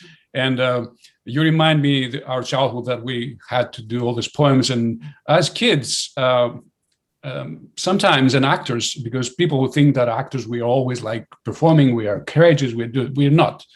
Actually, most actors are shy people, fearful people, and because they want to express their inner world through theater, through other characters and discover things. And I was one of them. When I was little, I was, since I was cute, always my appearance was like in the way. People thought, oh, he has blue eyes, he has this and this and this. But inside of me, I was very sensitive, very fearful, and theater was, for me, was like the way to express myself. And I remember a story that I used to tell to my students and some seminars that I do in order to share knowledge and inspire people. When I was little, I was quite fearful, actually. And I remember my mother, which I thank so much for everything she done for me. She was sending me to the grocery store to buy some milk. And I was standing out the store just to think how I'm going to get in there to ask for the milk, because I was afraid. And but I was telling my students that now I can be on stage in front of you, or the seminars for 2 hours and without stop talking, and to tell them that change is possible if we embrace ourselves, if we remind ourselves our talents, our power. Sometimes write it down is very useful. And so we progress, and it might take some time to find our strength and our power, but if we believe it, we can do it. And Theater of the Americas is a part of my journey and finding the power to do it. And from the poems to this, there's a big distance, but we can cover it. And as Tao said with Cavafy's poem, the journey is all that matters. Yep. So let's go again to Berlin now and travel from Los Angeles to Berlin to a great actress and artist, Julia Thurnau. She's a successful French-German actor and artist. She first appeared in the film After Five in the Forest Primeval and with Fra Campotente, and also known for Tatort, Max Manus, Man of War, In the Last Moment, and more. Julia. There we are. Yeah. Can you? So Julia, thank you. I see your little girl over there. And let me take this moment to say hello to my daughter. She's currently in Greece. And so I want to say I love you from here, and she's having her birthday in a few days. Anyway, so Julia, thank you for being here with us, and I'm happy and grateful to have you in our event. Well, thank you so much for having me here, and happy anniversary, independent Greece. Wow, this is an honor to take part in that. And I have to tell you something. I grew up, my father was a sculptor, and he did sculpt the Greek mythology. And being that age of that my daughter is in now, my first love was a Greek god that my father had sculpted. So, but this went on in my life, that Greek mythology is on the basis of everything.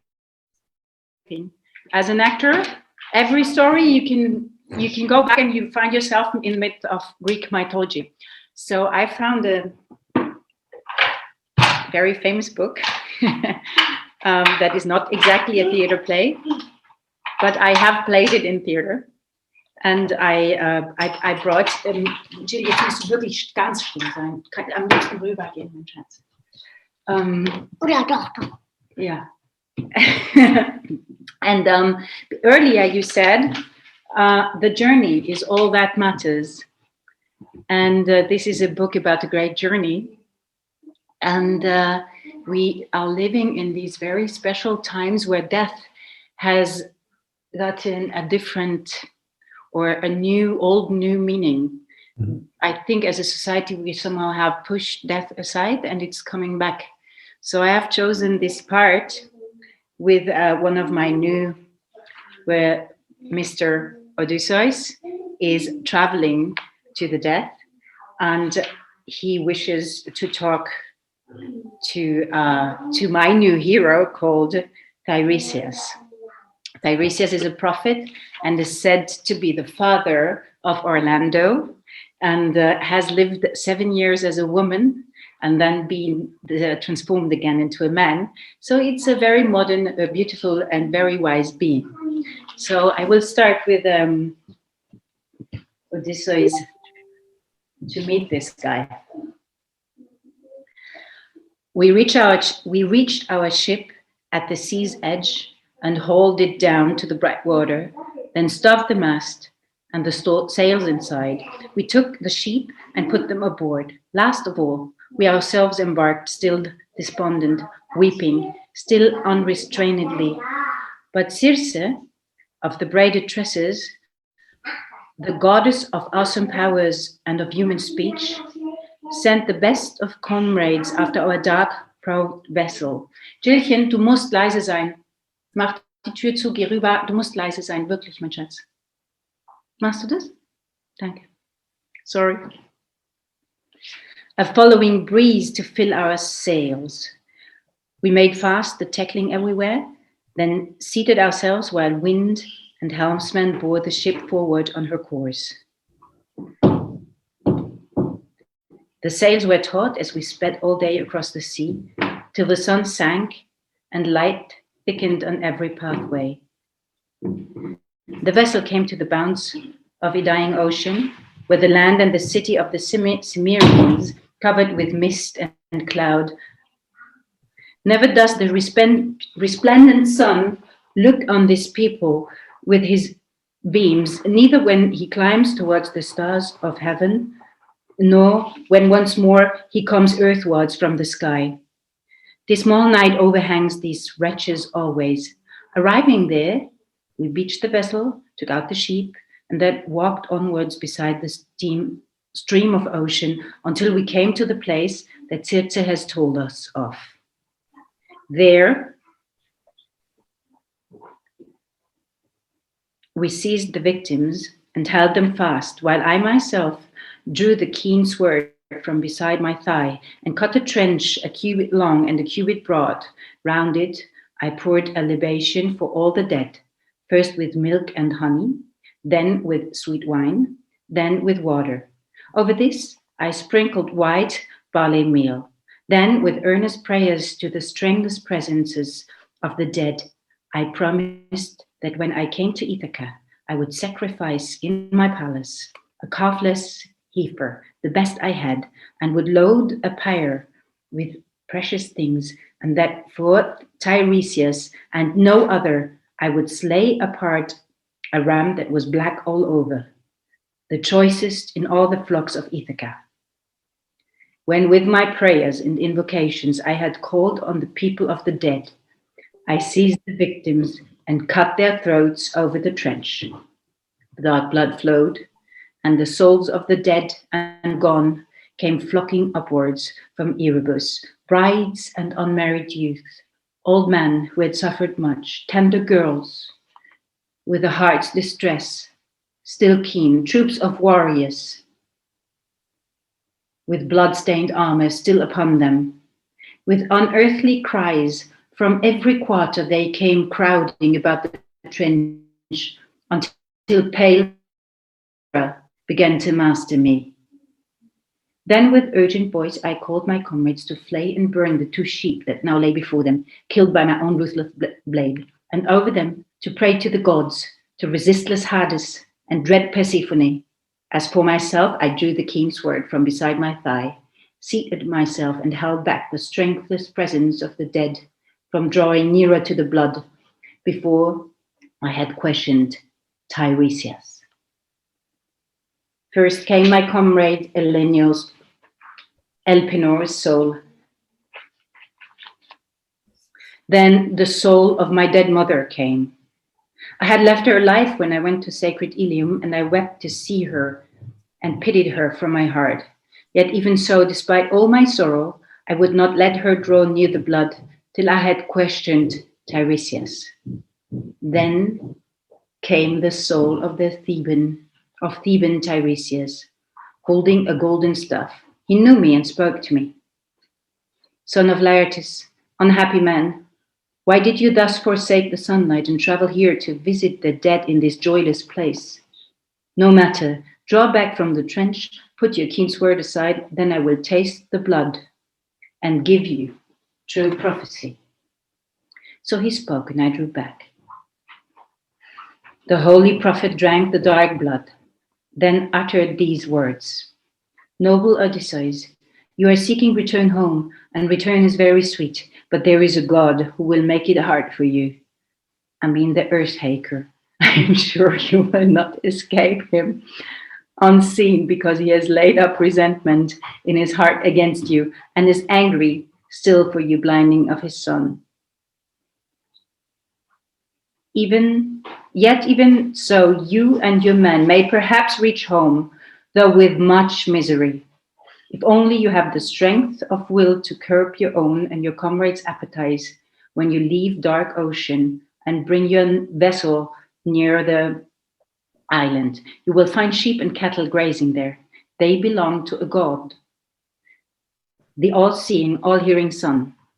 If you leave these unharmed, if you set your mind only on return, then you may all of you still reach Ithaca, though with much misery.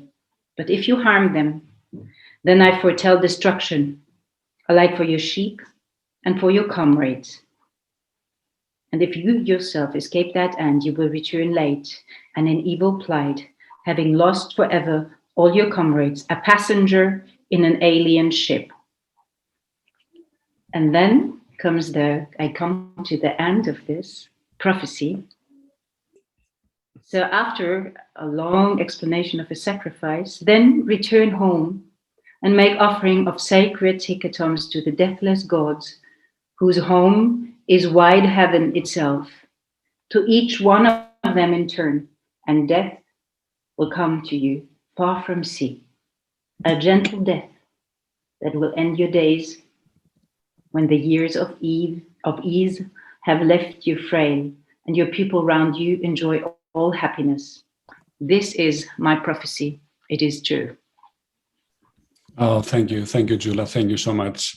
Thank you again for being with us today, and hello to Berlin and to all people there. And it was a pleasure to have you with us. And thank you again so much. And I want to thank you, all of you, because I know we are a lot of people. I'm trying to do my best here. So I hope to see you in Europe soon. Have a great time. I hope to see you too. Maybe I'll visit Berlin sometime soon when this is over. and hope we meet again. Work, you are allowed to travel. Yep. Yes. So hope we meet soon, and maybe we work together. And I'll be really happy for us to meet even professionally. And thank you again. I have to move on because a lot of people waiting. And thank you again for all the people, like for the patient and it's a lot of people who have to go in different places in the world. And I'm trying my best. Now I'm honored and happy to present to you Anthula Katsimatidis. She's a successful actor, producer, writer, host. She was executive producer for the amazing documentary. You should all, especially Greeks out there, you should see this. Olympia, the documentary is an amazing documentary. It will touch your heart, and it's such a great story. And so Anthula is an executive producer, and other credits includes Kazantzakis. Maybe a lot of Greeks watched that film, The Wizard of Lies, Our Souls of Nights, The Family, and more. Anthula, it's a pleasure. And sorry for keep you waiting, and all the people first. And it's a pleasure, and I'm happy that you are with us from New York, I think. Thank you so much, Socrates. Hi, everybody. Thank you for all your wonderful. I've been watching from the beginning. I guess I haven't been able to participate. And I don't know if you saw me, but I've been here listening to everybody, and it's been so wonderful and so fulfilling. And thank you for talking about Olympia, because actually today is the second day. She was released yesterday. The Olympia documentary on Olympia Dukakis was released yesterday, so you can all get it on demand. And that would be really, really wonderful if you could help that out. She is an inspiration to me, and I think today is so fitting because in her film, she talks about her ancestors and how much they provided and how they paved the road for her.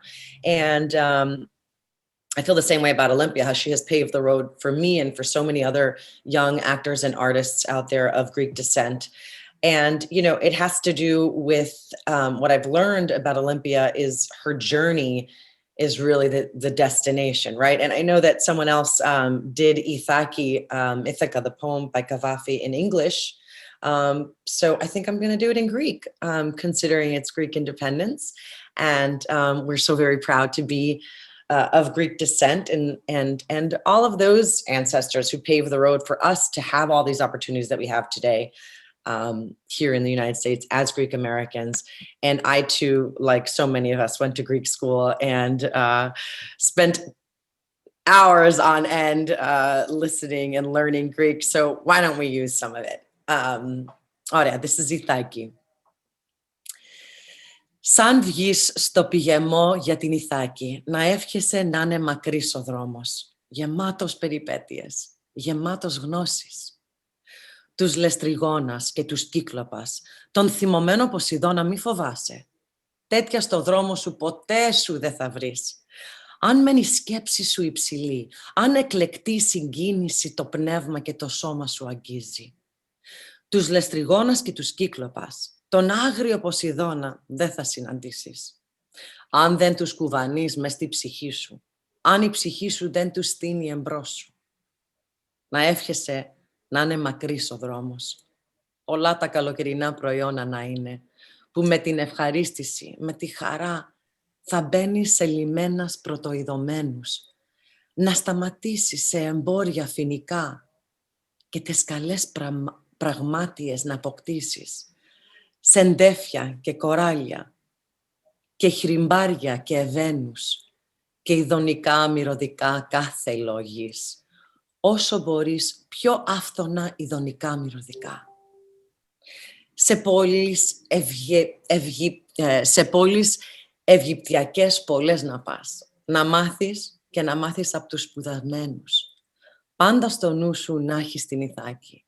Τον φτάσιμον εκεί είναι ο προορισμός σου. Αλλά μην βιάζεις το ταξίδι σου διόλου. Καλύτερα χρόνια πολλά να διαρκέσει. Και γέρος πια να αράξεις στο νησί. Πλούσιος με όσα κέρδισες στο δρόμο. Μην προσδοκώνοντας πλούτη να σε δώσει η Ηθάκη. Η Ηθάκη σου δώσε το ωραίο ταξίδι. Χωρίς αυτήν δεν θα βγαίνε στο δρόμο. Αλλά δεν έχει να σε δώσει πια. Κι αν πτωχική τη βρεις, η Ηθάκη δεν σε γέλασε. Έτσι σοφός που έγινες, με τόσα πείρα, ήδη θα το καταλάβεις οι Ηθάκες τι σημαίνουν. Thank you. Anthula, thank you so much. It was very, it's deeply moving for you to read in Greek. The poem that Tao read before, and I saw his face. He was really, really happy hearing this poem from you in Greek. And let's remind people in Greece that there's so many Greeks out of Greece, and yes, and we are just as proud, if not more, and just as vibrant Greeks, and we have that Greek flame burning inside us. And we love our mother country just as much as we love the United States, because they both have given us so much. Thank you so much for this opportunity. Thank you so much, and I hope we meet soon sometime here or in New York. And I wish you be part also of our journey and our Theatron family. And, yes, best of luck with that. I will definitely stay in touch. Thank you, Anthula. We go to Christo, to another father that he has to leave soon, and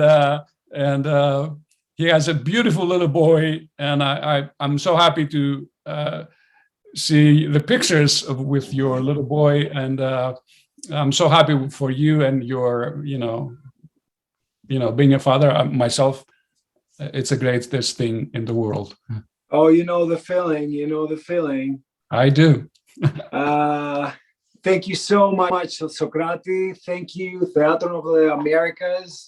Thank you, all Greeks and non-Greeks who are part of this, whoever is watching us right now.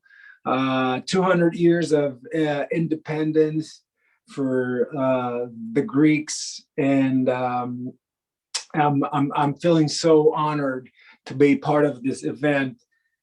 When I got the email from you, Socrates, thank you so much. I was really, really thrilled. I will keep it short. One day I was driving in LA. I've been living out here for 12 years now, and I was driving home, and suddenly I see a plate of a car with the name Kafatos. I'm like, oh, that's an American car with Kafatos plate. So I just like try to speed up and try to go next to this car, next traffic light. I go like, hey, Menas, Greek, you know? And he looks at me like, no, dude, I'm from downtown LA. And I just studied poetry and literature in UCLA, and Kafatos is actually one of my favorite poets. So I was really moved by it. But and this is why I picked this beautiful poem written by Kafatos. It was written in 1894 and it was published in 1910.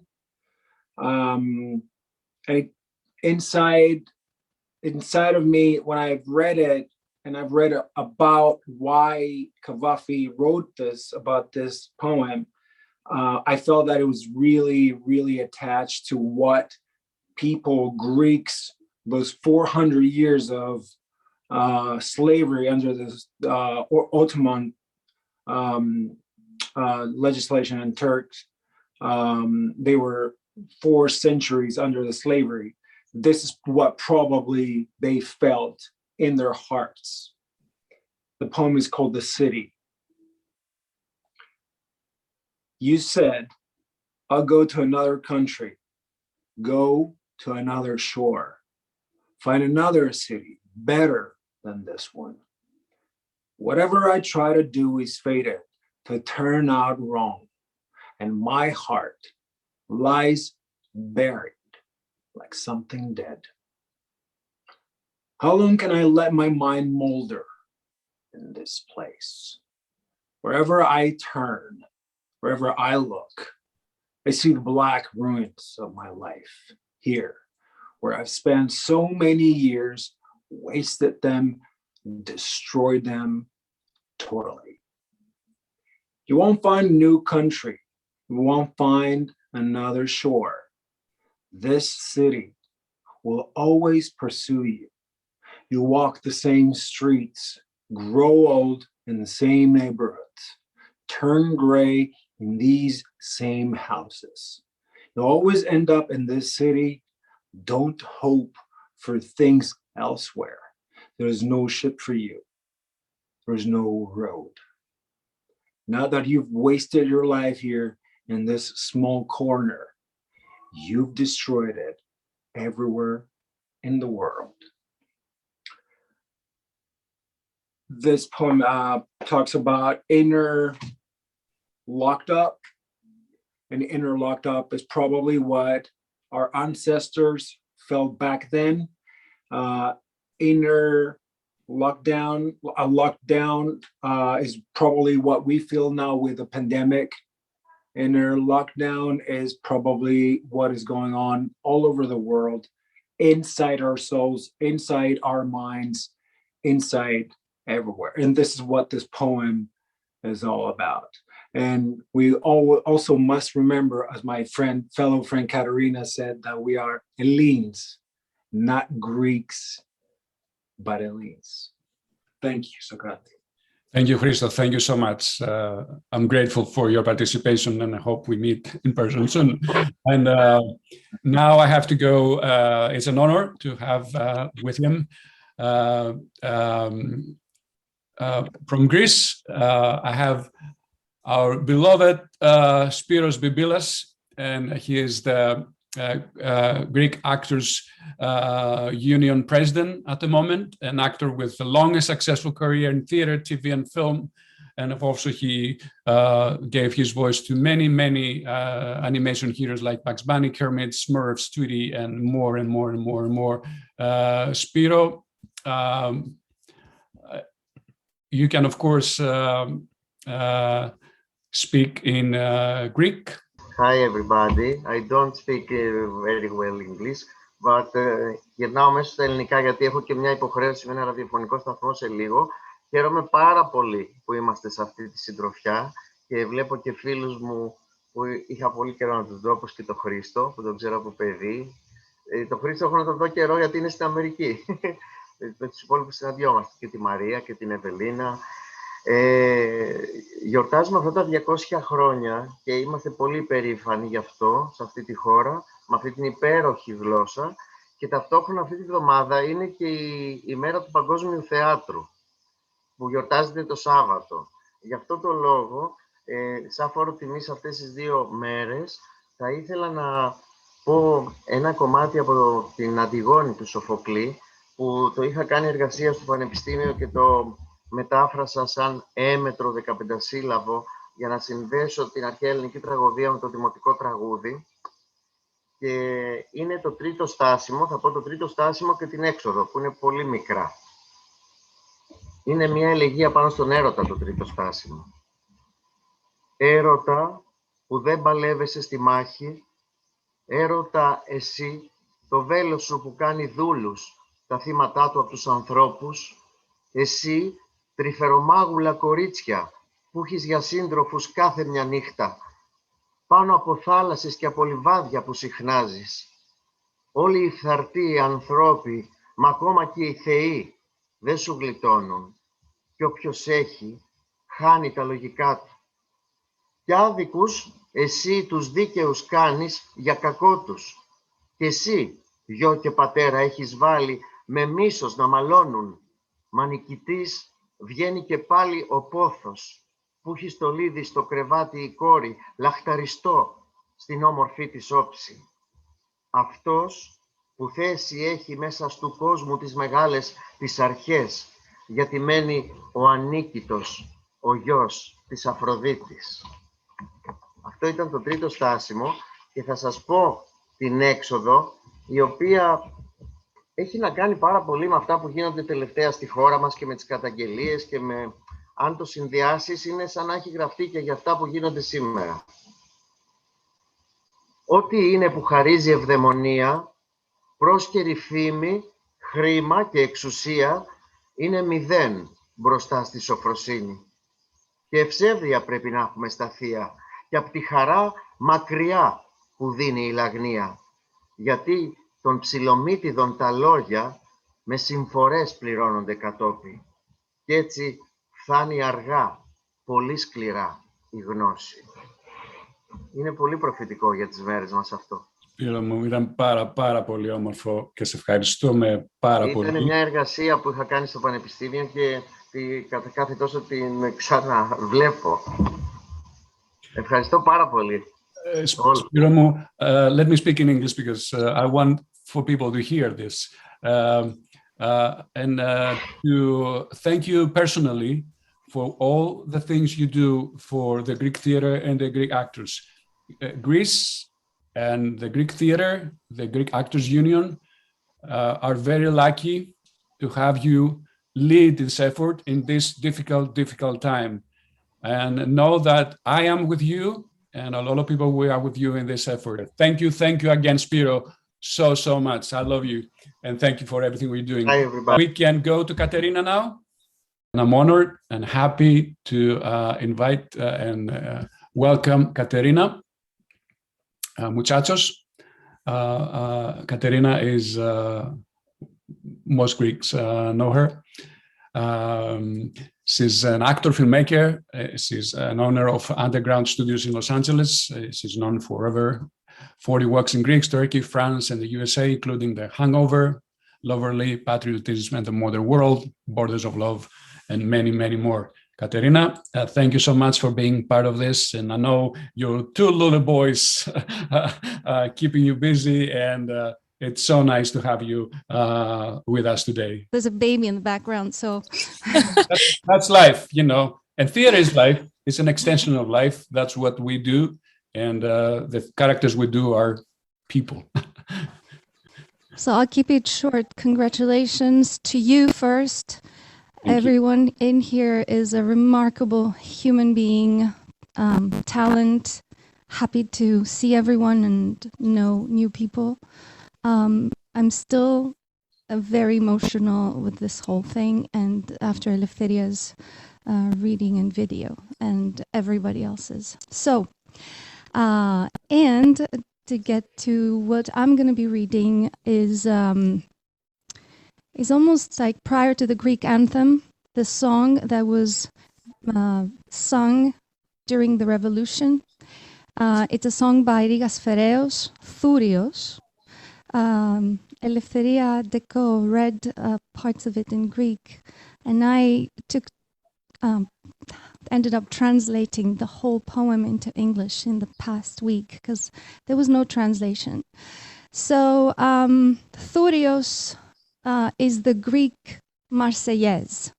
So it's like an anthem without being an anthem. It talks about freedom, and that was driving the revolutionary men to keep on fighting for freedom. When translating this, and that's the last thing I'll say, and without further ado, go to the poem, I realize every single word is valid today. Nothing is more real than those words today, for all Hellenes, for all men, for all women, for all people. So I tried to keep the metrics and the rhymes, and please judge me in the end. This is Thurios. Till when will we be hunted? Do tell me, O brave men, like lions in the mountain, confined in lonely den, gazing at branches, hiding in slavery and pain, fleeing in bitter trenches, away from the humane. Till when, far from a parent, a child, or a friend, will we be kept imprisoned without a fatherland? 1 hour's worth of freedom is far a better gain than 40 years of prison, of slavery and pain. What is the point of living tied in the tightest wire of those who like to burn you in slow and painful fire? Whether respected master, vizier, or dragoman, you will be finished faster by the tyrant's own hand. Popes and courageous captains, plebeians alike, succumbed, and so did Agas, to the sword's wrongful might, and so did countless others, be it Hellenes or Turks, losing their lives, their riches, to vindicate the Urks.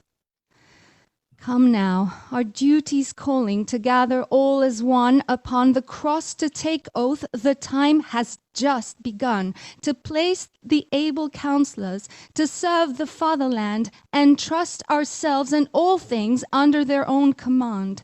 The laws shall be our beacon, our first and only guide, and only one shall govern our homeland with great stride. For anarchy, 'tis well known, resembles slavery, and we're no beasts, we're human.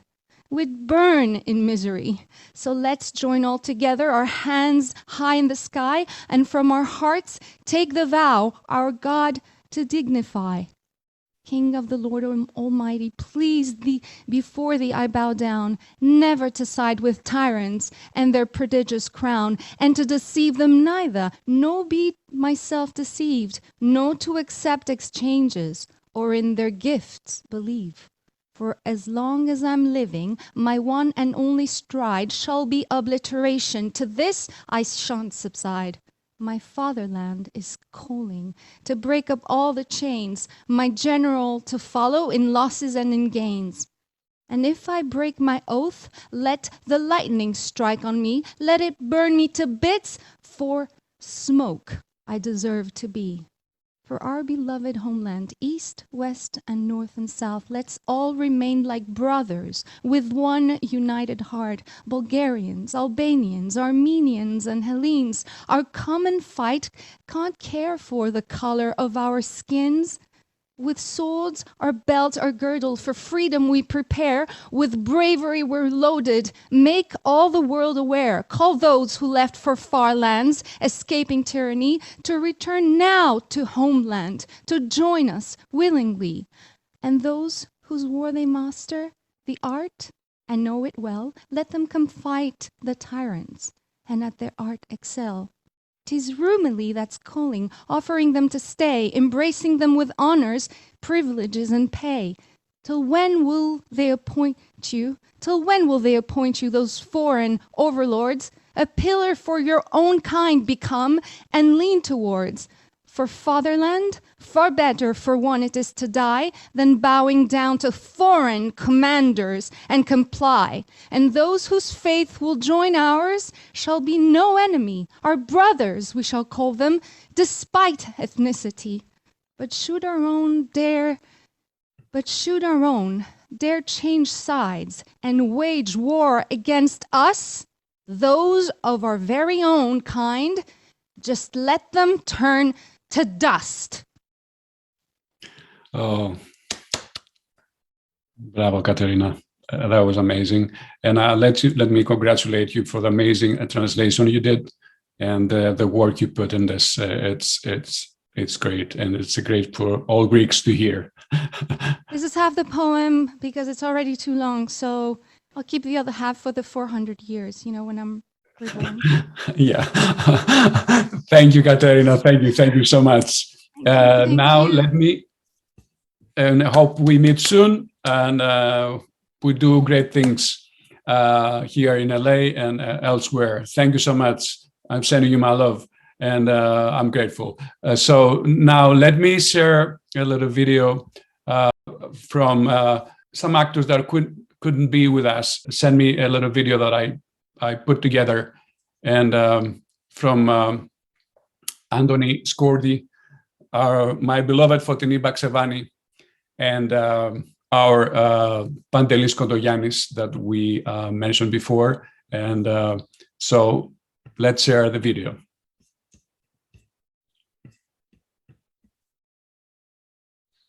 Would you have us at our age, schooled, lessoned in prudence by a beardless boy?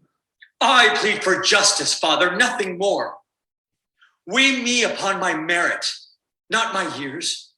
Strange merit this, to sanction lawlessness. For evildoers I would urge no plea. Is not this maid an arrant lawbreaker?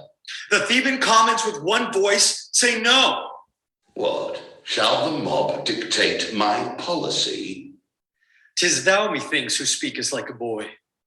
Am I to rule for others or for myself? A state for one man is no state at all. The state is his who rules it, so 'tis held. As a monarch of a desert, thou wouldst shine. This boy, methinks, maintains the woman's cause. If thou beest woman, yes, my thoughts for thee. O reprobate, wouldst wrangle with thy sire? Because I see thee wrongfully perverse. And am I wrong if I maintain my rights? Talk not of rights. Thou spurnest the dew of heaven. O heart corrupt, a woman's minion thou. Slave to dishonor, thou wilt never find me. Thy speech at least was all a plea for her. And thee, and me, and for the gods below. Living, the maid shall never be thy bride. So she shall die. But one will die with her. Has come to such a pass as thou would threaten me? What threat is this? Vain counsels to reprove. Vain fool to instruct thy betters. Thou shalt rue it. Were not my father, I had said thou errest. Play not the spaniel, thou a woman's slave. When dost thou speak, must no man make reply? This passes bounds. By heavens, thou shalt not rate and jeer and flout me with impunity. Off with the hateful thing that she may die at once beside her bridegroom in his sight. Think not that in my sight the maid shall die, or by my side. Never shalt thou again behold my face hereafter. Go. Consort with friends who like a madman for their mate. Eros, no one can fight you. Eros, you clamp down on every living thing, on a girl's cheek, on oceans, on wild fields. Not even an immortal can evade you. Certainly not a creature of the day. Why? They go mad. You change the levels of a person's mind. This Haimon crisis is all your doing. You suck his blood. You glow on girls' eyelids. What do you care about the laws of the land, Aphrodite? You play with us. You play deeply. Hello from Greece. I'm Fotini Baksevani. I'm videoing this because I'm in the middle of taping a television show. I'm very happy and honored to be here today to participate in the premiere event. I want to congratulate Socrates, who has created this, and to the board who is supporting it. I wish you the best and continued success, and I'm looking forward to participating. Oh, that was really nice. And I thank all three actors and Fotini, for our beloved Fotini. She was here last year and performed Lady Obro at UCLA, an amazing performance. Everyone who watched it were deeply touched and moved. And I'm grateful that I have all three actors that put the work to prepare this. And now I have the pleasure to go to an amazing person and an actress that we had the pleasure to work with in the past. And of course, I'm talking for Evelina Papoulia, which is a very famous Greek actor, dancer, singer with a long career in theater, TV, and film. She studied at the Martha Graham School of Contemporary Dance and Acting and at the Lee Strasberg Theater Institute. And credits are so many, but it's Dioxeni, West Side Story, First Time Godfather, Brides, Bonus, and so many more. Evelina, thank you. Thank you for being here and for your support. Me too. It's an honor to be here. I'm very happy. I decided to read my favorite poem by Odysseus Elitis, and this poem really moves me, so I want to share it with you. So I'm going to start. When the first raindrop fell, the summer died. The words that starlights had borne were saturated all the world that had as their only destination you. Before my eyes, you were light. Before the love, love. And when the kiss took you, woman, to there we will stretch our arms now that time does not consider us, to where we will leave our eyes now that the distant lines ship-rent on the clouds, and we're alone, all alone, surrounded by your dead images. Before my eyes you were light, before the love, love, and when the kiss took you, woman. This is it. I kept it short. Yes, I know this is a long event. It's a lot of people. You can imagine, I'm here, and of course I see all of you. At some point, I have to talk to people, different needs, different time zones, different countries, different things. But I think I appreciate your energy and love and patience and that you are with us in this event. And Evelina, I'm more than grateful that you were with us today. Me too. Really, me too. And I'm looking forward to see you here in Greece. I don't know when you're going to come, but Me anyway. Too. Hopefully soon. Yeah. Thank you very much. Thank you, Evelina. Thank you, Filiaka. So now I'm going to go to a dear friend. I'm going to say hi to Daphne, Daphne Valentina, which is our board member and a powerful woman, an artist. And I'm grateful that I have her with me on this journey. And in this moment, I also want to thank, because thanks to her also, we have some beautiful people with us that supported our efforts, and they are the first to practically support our efforts, the Kolovos family, George and Tina Kolovos, that help us in this event, and hopefully they're going to be with us in our journey. And I wanted to mention that. And of course, Sally Papadopoulos, I don't know if she's there, and I don't know, Daphne, if you want to say a couple words. We're coming from LA. We're so proud that this is happening. We have to take our hat off to Socrates. He's our number one, he's our leader, and we're all here to support him. We're grateful for everybody that's tuned in, and those that haven't tuned in, they will hear about it and they will see it going forward on the YouTube channel. So, Χρόνια πολλά, Zito Elas, Signomi for my profora. And just hello to everybody, all my friends in Greece and all over the world. We're so happy you're here. And Socrates, I take my hat off to you. I salute you. Bravo. Kisanotera. Sikharitiria. Thank you, Daphne. Thank you. This event, I think, shows our ability and strength to move forward. And thank you for being with me in this journey. Fotini. And Fotini, yeah, Fotini. I know it's been quite a while, but I'm happy to welcome with us Kerasia Samara. She's an acclaimed Greek actress, director, writer, singer. She's so talented. Credits include a bicycle license, Hekuba, and Kafetis Charas, and Iphigenia and Tavris. And I'm happy to say that I worked with Kerasia in my first ever English theater part. In ancient Greek tragedy, we did Hekuba in a collaboration with the Stanford University.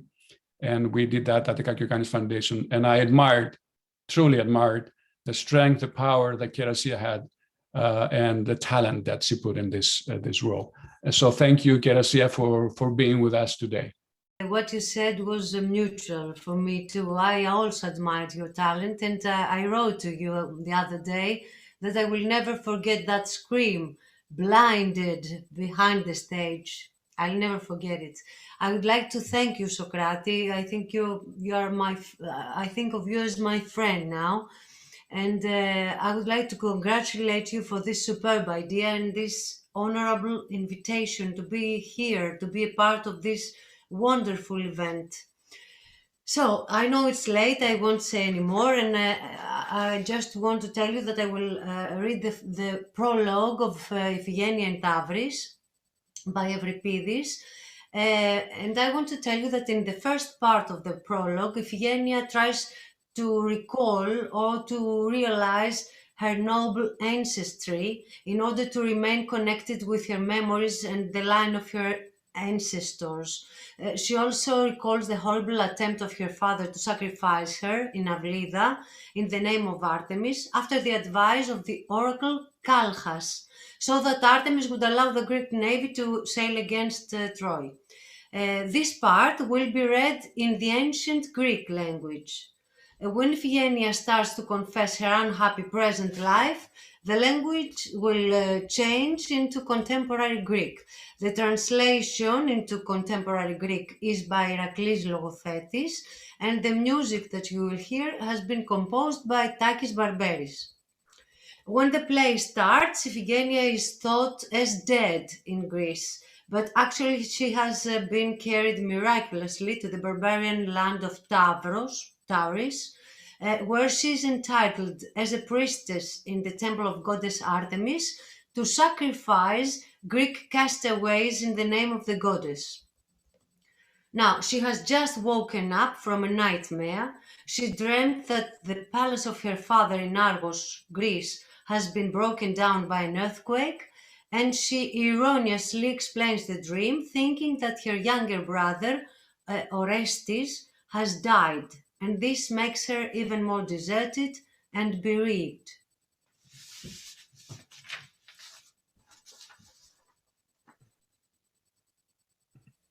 Πέλοψ, ο Ταντάλιος, εσπίσαν μολόν θωέ συνήπης, η νομάου γαμή κόρην, εξής ατρεύς έβλαστεν, ατρέως δε πες Μενέλαος, Αγαμέμνοντε, του δέφην εγώ, της Τινδαρίας θυγατρός Ιφηγένεια πες, ειν αμφιδίνες ασθά αμεύρυπος πυκνές άβρες ελίσσον κι ανέαν άλλα στρέφει, έσφαξεν ελένησουν εχώς δοκί πατήρ Αρτέμιδη κλινές εν πτυχέσιν αυλίδος.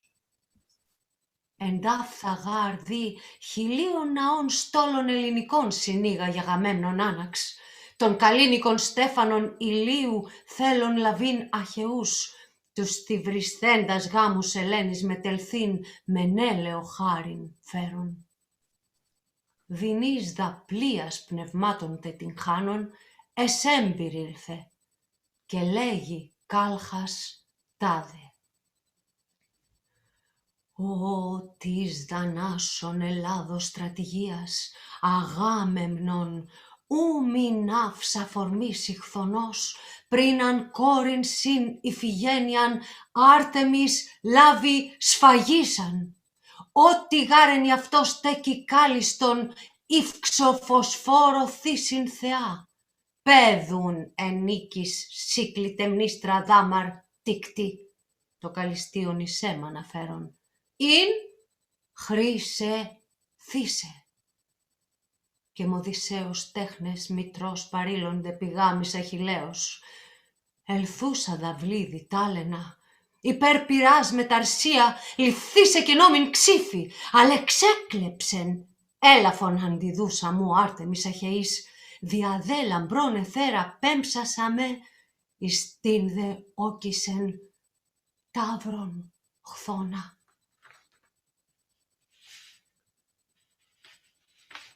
Το ναό υπηρετώ της Αρτέμιδος ως ιέρια εδώ και μοιραία τελώ προς τιμήν της θεάς μια γιορτή κατ' όνομα μόνον ωραία. Για τ' άλλα σωπαίνω, τη θεά τη φοβούμε. Το έθιμο που απ' τα πριν ίσχυε στην πόλη αυτή, όπως πρέπει τηρώ. Κι όποιο Έλληνα φτάσει ως εδώ, ετοιμάζω θυσία. Τη σφαγή στα ενδότερα είναι έγνοια αλωτρία, ανίποτα όσα γίνονται μες στο ναό. Τ' όνειρο τώρα που είδα τούτη εδώ τη νυχτιά, θα πω προς το φως κι αυτό ίσως φέρει γιατριά. Είχα ξεφύγει, λέει, μακριά από αυτή τη χώρα, και ενώ κοιμόμουν ήσυχα στον Παρθενώνα, στο Άργος, σεισμός τραντάζει τη γη, μέγας άλλος.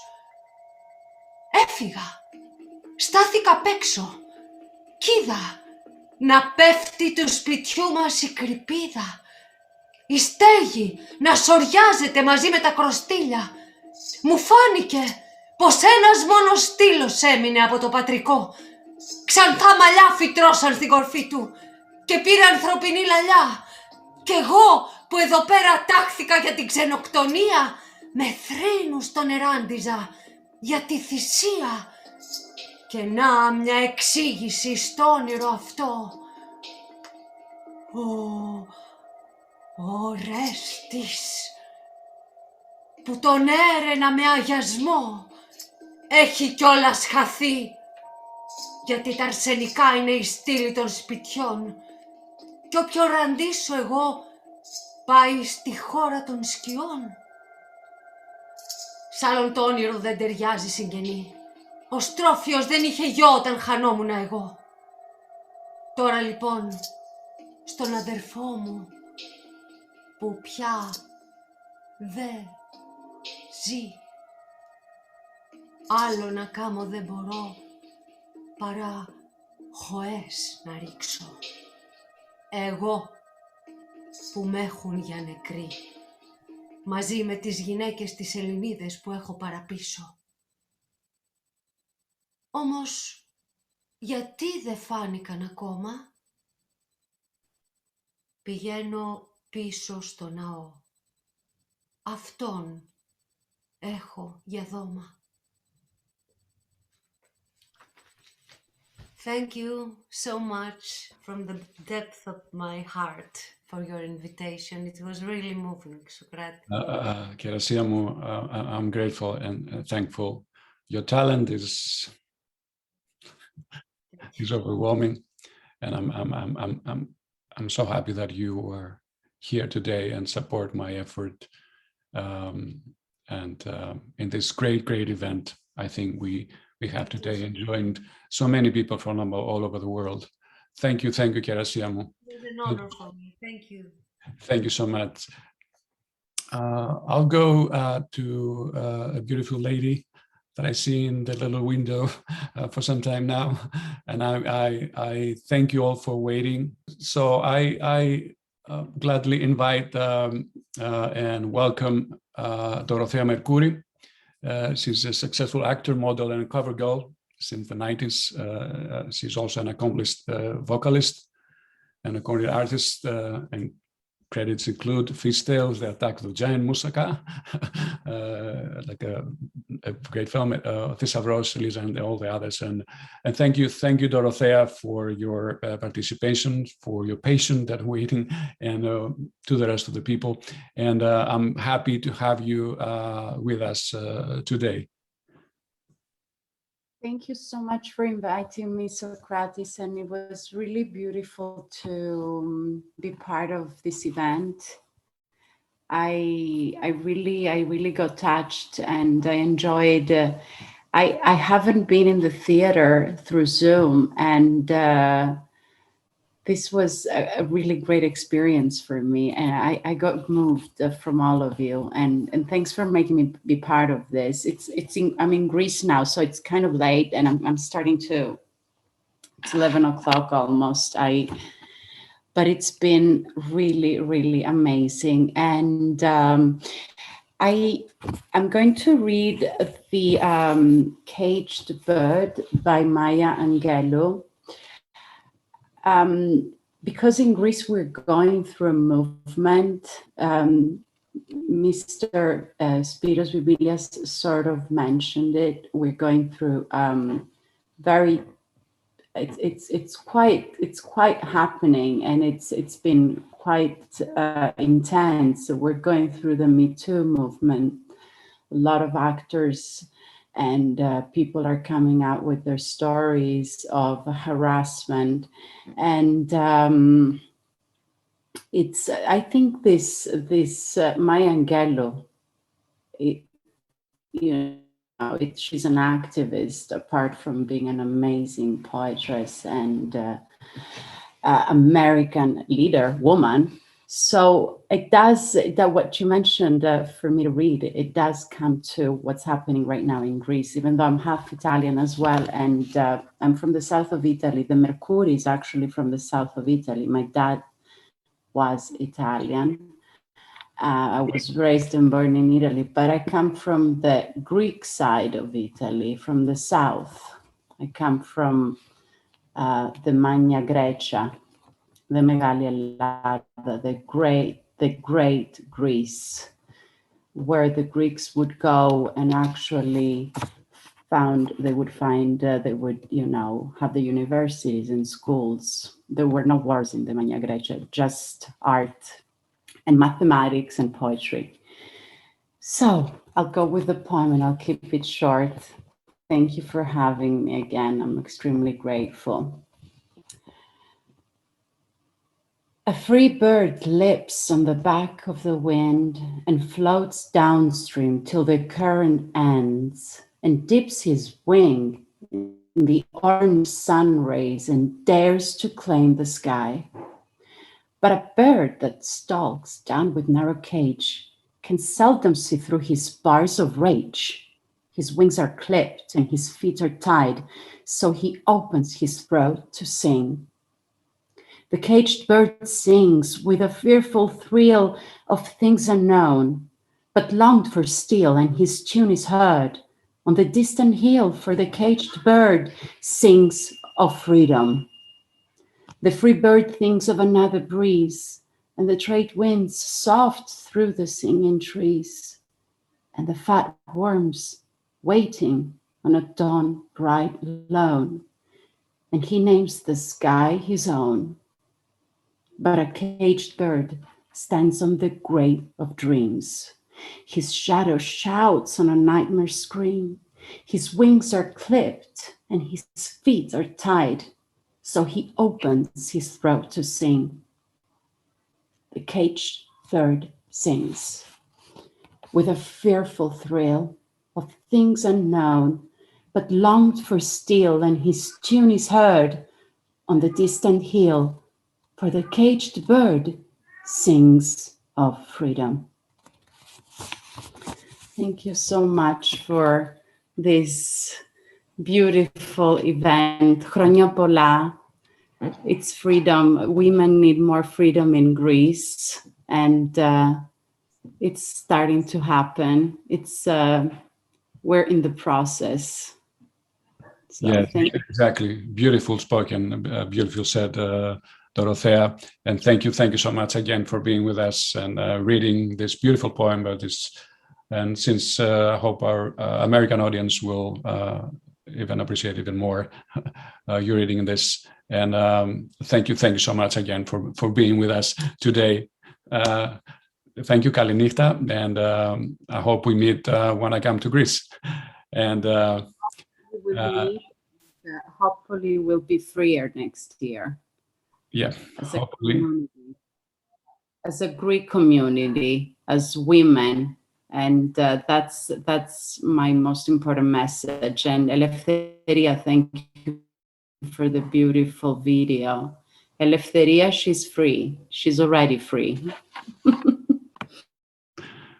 Exactly. Exactly. Now I'll go to Maria Charuja, who she's now in New York, and Maria,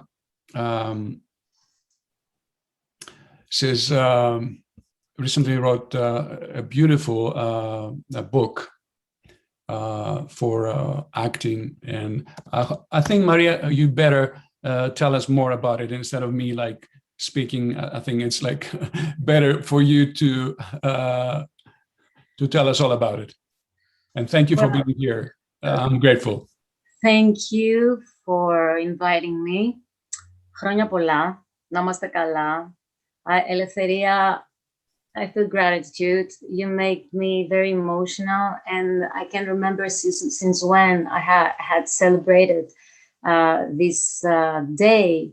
And you know, you reminded me of who I am, and everything that I heard tonight here today, like this evening, afternoon, morning, wherever we are from around the world. It really made me see all these frames that we are as identities and parts of a soul, of a universal soul. And that's a good thing, actually. Probably it's one of the good things that we're invited to do here in this new reality through internet, correct? Because I've never had the chance to meet my friends in Greece, and now I see them from New York. So blessings, Eleftheria, and Socrates, I truthfully wish that we would celebrate all together again after many, many, many years. Theatron of the Americas, I congratulate you for that. I thank you for that, because I know that many Greeks are in the United States giving, you know, sharing the Greek heritage with the Americans and inviting all the American idea into our work. So this is actually my book. It's Supraconscious, the Genius Within You. And actually it's been published now a year ago, and but the work goes back 15 years ago. And it was an enlightenment that I had on stage while I was performing Bag at Epikolono Theater with Omada Nama, that I'm a member of it. And it helped me. The American Academy of Dramatic Arts that I graduated from was very helpful. It gave me all the tools as a method actor, but then I had gaps, as all actors do, which in the answer was, who am I? So I don't want to go further with that because we're very tired. I don't want to say a lot of things about that. I wish people, will get the book and get all this new information about the alignment of quantum physics, neuroscience, and acting. And since I'm one of the people towards the ending of this beautiful event, I will read something from His Saviors of God that Nikos Kazantzakis wrote in 1922. And it was very hard for me to choose which part of the askitiki, of the spiritual exercises I would choose. And actually I chose this because it has to do with my work and all the things that I have in mind throughout the last 15 years that I've reborn to be a new human being. It's about the 5 cycles, the self, humanity, earth, the universe, and God. And what Kazantzakis wants to acquire through his writing in his poem, it's that we human beings, we found ourselves and our humanity only when after reaching and working and cultivating these 5 circles, we reach our higher self, because the God is within us. So I'm going right away. Spiritual exercises, His Saviors of God, written on 1922 by Nikos Kazantzakis, translated by Kimon Fryer. And I'm going to read actually from the preparation, the first duty. And I wish all of us would go to the second duty and the third duty and read Askitiki of Kazantzakis.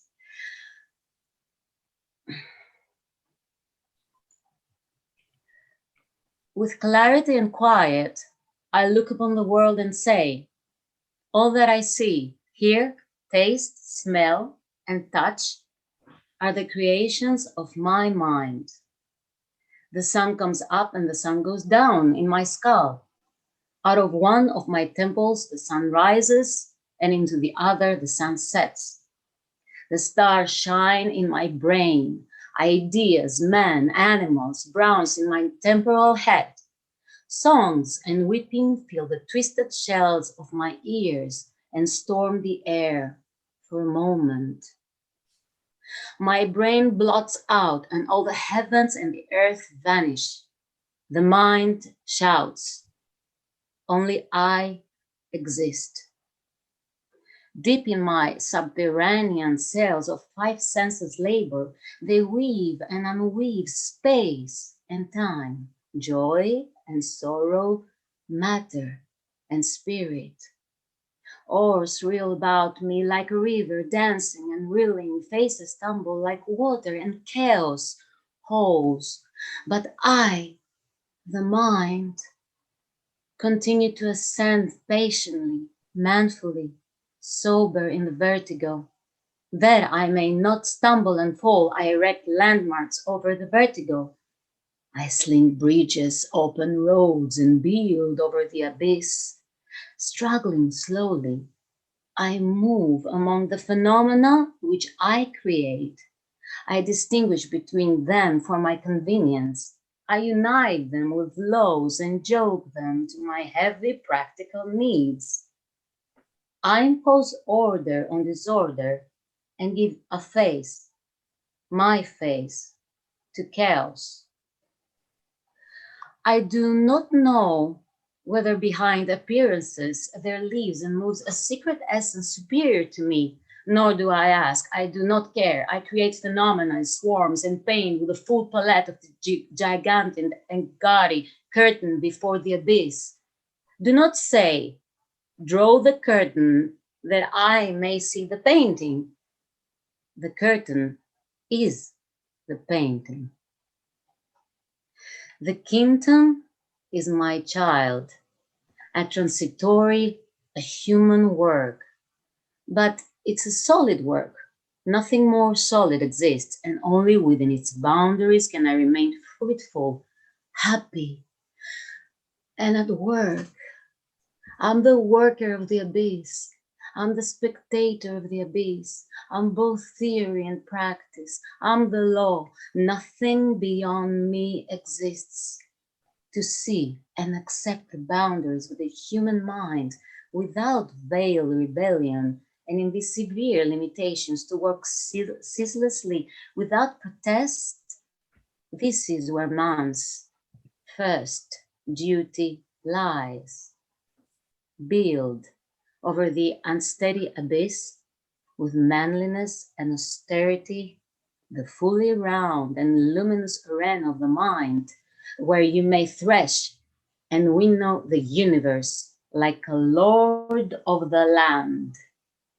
Distinguish clearly these bitter yet fertile human truths, flesh over our flesh, and admit them heroically. The mind of man can perceive appearances only, and never the essence of things, and not all appearances, but only the appearances of matter, and more narrowly still, not even these appearances of matter, but only relationships between them. And these relationships are not real and independent of man, for even these are his creations, and they are not the only ones humanly possible, but simply the most convenient for his practical and perspective needs. Without these limitations, the mind is the legal and absolute monarch. No other power reigns within the mind, within its kingdom. I recognize these limitations. I accept them with resignation, bravery, and love. And I struggle at ease in their closure as though I were free. I subdue matter and force it to become my mind's good medium. I rejoice in plants, in animals, in man, and in gods, as though they were my children. I feel all the universe nestling about me and following me as though it were my own body. In sudden, dreadful moments, as thought flashes through me, this is all a cruel and futile game, without beginning, without end, without meaning.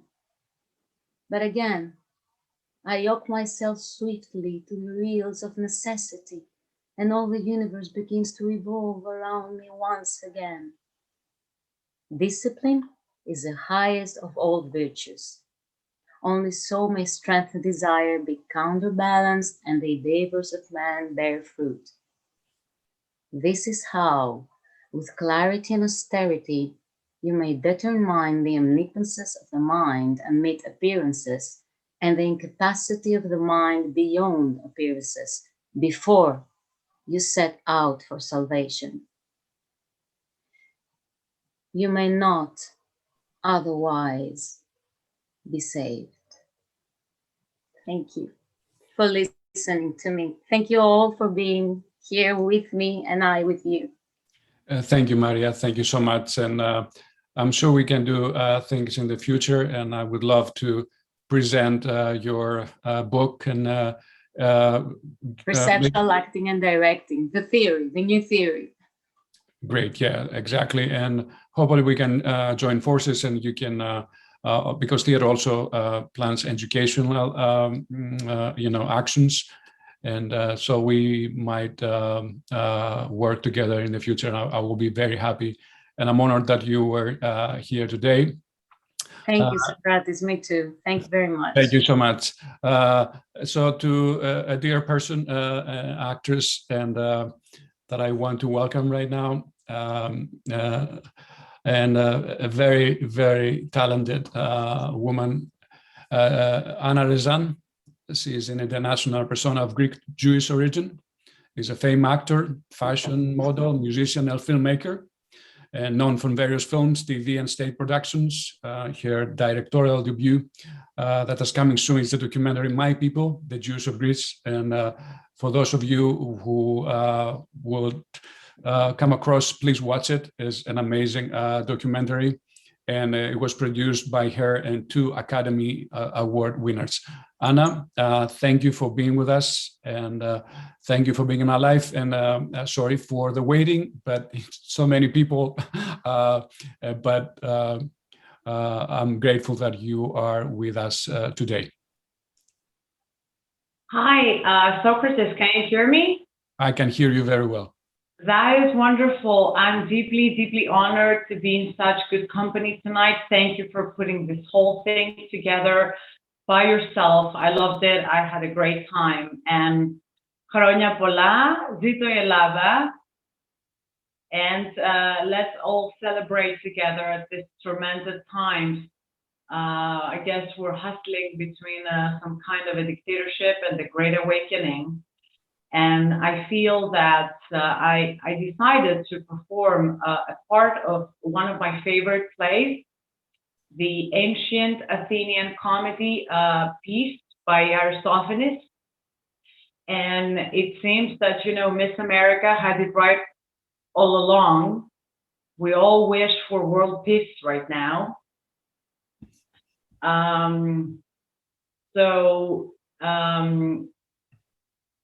I'm gonna perform a little bit of that.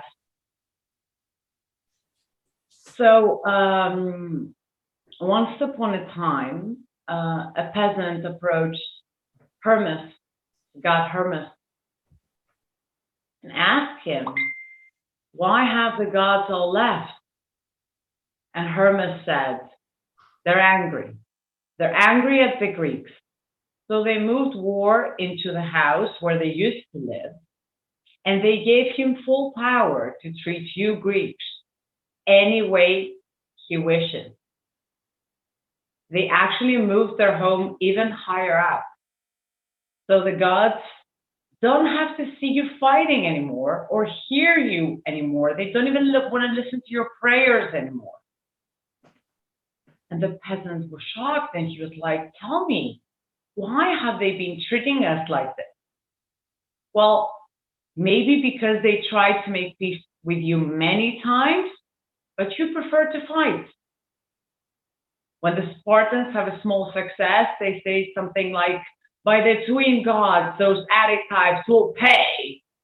And then the Spartans, when they come to talk of peace with you, you go, by Athena, by Zeus, there's no way we'll go along.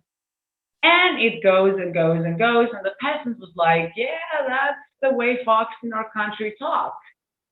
And Hermes said, well, that's why I don't think you'll ever see peace in your time again. And everybody was shocked. And they realized that Hermes didn't want any gifts because they offered him gifts. They said, please help us bring her back.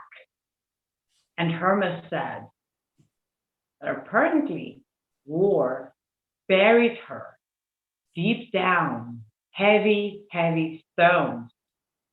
So now the Greeks had to liberate her.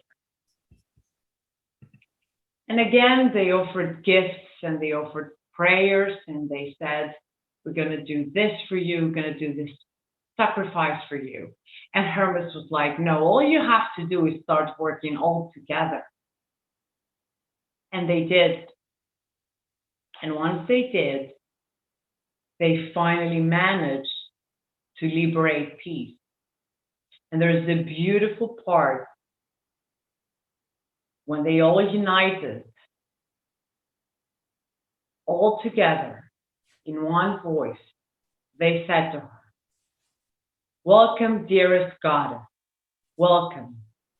How I rejoice now that you've come. Overwhelmed with longing for you, I kept hoping for a miracle. to go back to my fields again. Oh, lady, we've been yearning for you.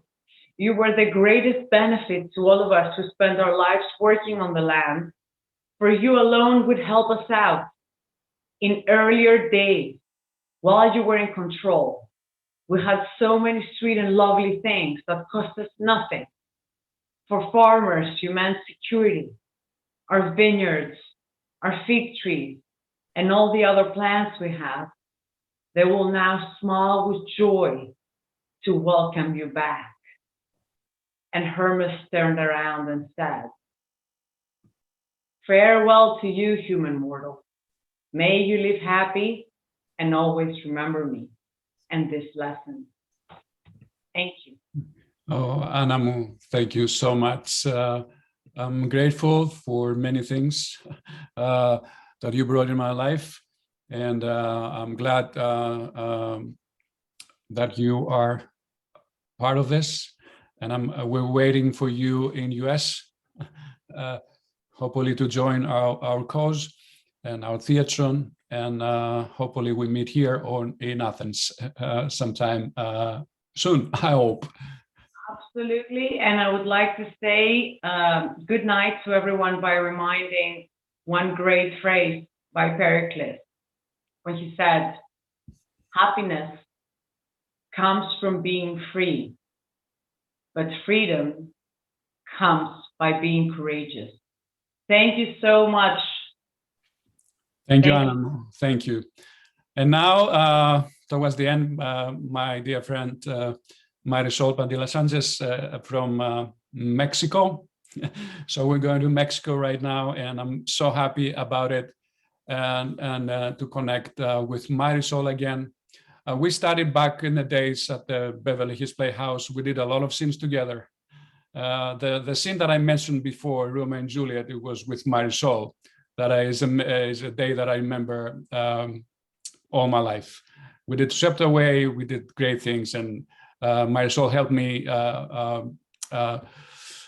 improve as a human being and as an actor. And Marisol, to mention, she's a very, very famous, well-known American actor. She's best known for the roles in the film that most of us seen, like LA Confidential, Traffic, and then The Violence by Wim Wenders. Marisol, thank you so much. I'm so happy to see you, that you're well and with us today. Yes, can you hear me? Yes, I can hear you, Marisol. Oh, beautiful. God, I'm so grateful and so honored and happy to be here. You guys are amazing, so much life, so much beauty, so much inspiration. I consider myself a great granddaughter of Greece. You know, my grandpa, when he used to read me stories from the Greek tragedies, he said, that's where we come from. They are our grandparents. We are Spaniards, Indians, and Greeks. And I was like, wow, thank you. And so when I met Socrates, a long time ago, it was so long, we had an amazing time. I mean, we connected so beautiful. I think we both had this huge accent. And but I think that made it even more great because we understood beyond words. And as an actress, I'm so grateful that you are my life. So this morning I was so ready and all of, but last night I had this. I thought I had COVID because I've been working with some students, and I had this headache. So I rushed to the doctor, and I thank God, I didn't have any. It's just one headache from not sleeping. So I'm so happy. And I had this great book that I wanted to read, and I have 3 choices, and I wanted you guys to help me pick because I love T.S. Eliot. So I thought, well, I could read The Hollow Man, which is a bit depressing but beautiful. And I have a poem that I read about my father who passed away not long ago, which is something that is well mine and it touches me profoundly. And I think it has a lot to do with what we are going through right now. And so I don't know, what do you think? Should I do T.S. Eliot or the one? My poem is shorter. T.S. Eliot, The Hollow Man is much, much longer. So what do you think? I think that the piece that connects to your father, I mean, when you said it, it was so touching and moving. And I think I would love if you can share this with us. Good. I never made it home because I went from the doctor to be with you guys. Grateful that I'm not sick and also inspired to be here. So I'm going to be reading from my iPhone. Okay. So I'm going to move into a different window. Yeah, of course. Yeah. And, you know, I am in love with life. And I think we're learning a lot through this situation. And as actors, I think it's our responsibility to connect with the living inside, because we are constantly on these machines that I love and we can connect and they are so amazing. But I think let's do life too, you know? So anyway, I'm doing life, having coffee in a restaurant, talking to you. So here's my crazy poem right after my father died. It's something very private and personal, but I dedicate it to life. So my poem is called Searching. My mind is profoundly moved today. So I whisper to it as I would to a wild horse, caged in its reins, trapped by me, searching for inspiration, where the eye can see, where time can be gentle and the stare of an old lady with deep blue eyes can bring tears behind my newly designed lenses. There to feel through my pain, the desire to explore a sensual dance, and allowed a gentle breeze to recover my senses. Father, am I here with you? Are you here with me? Yes, you are gone from the physiology of your complicated existence. But you are so in me. As I walk through life, as I walk through this garden of life, and yes, to be or not to me remains a question for all your children. For me, life gave me an answer that makes me tick, birth into a new world. From this pain, I will create freedom, the freedom to love humanity with its tragedy and blissfulness. And yes, Dionysus craves a new dance. Thank you. Oh, that's it. Yeah. Thank you, Marisol. Let's, you can turn the camera, I guess, now on so we can see you.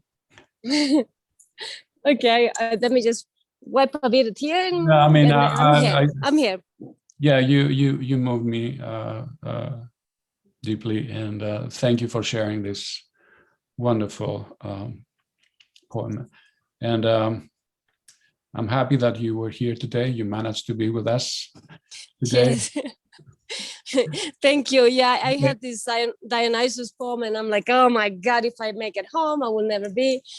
So I was just meant to say these words. I hope my dad is hearing somewhere.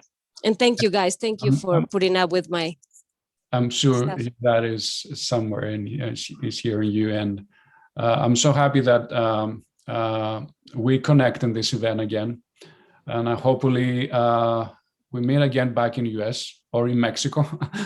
Yes, you should all come to Mexico. I'm in Guadalajara. The weather is beautiful, and it's good. It's a good place. Yes, and hopefully if you come back to US or in Los Angeles, I'll be born and happy for you to join our Theatron family and do something with us. It will be an honor and a privilege to work again with you.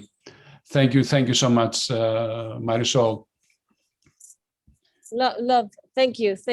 The same. I'm so inspired. You guys gave me so much inspiration. Just open my heart again. I'm so happy that you gave this kind of energy, this kind of humanity in our event. Let's not forget we are all people. We are not like machines, although now we connect through machines, but we wait the time, and now it's going to be the best time for human connection. And that's why theater is so important.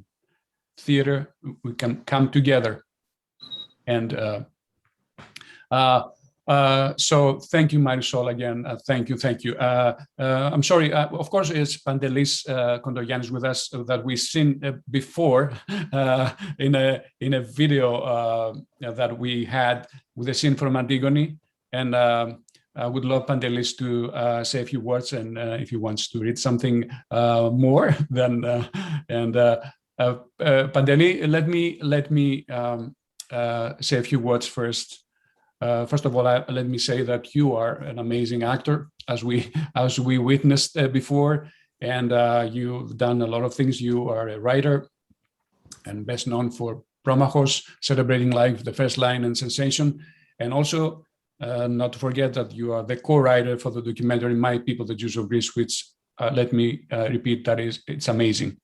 So Panteli, I want to thank you publicly for your support, and let me say that I admire you for what you did in life, that you chose to go after your dream. And you are a very successful lawyer. I don't know if I'm allowed to say something like this, but you quit Wall Street and all that to follow your dream. And that's what all we should do. Everything starts with a thought and a dream.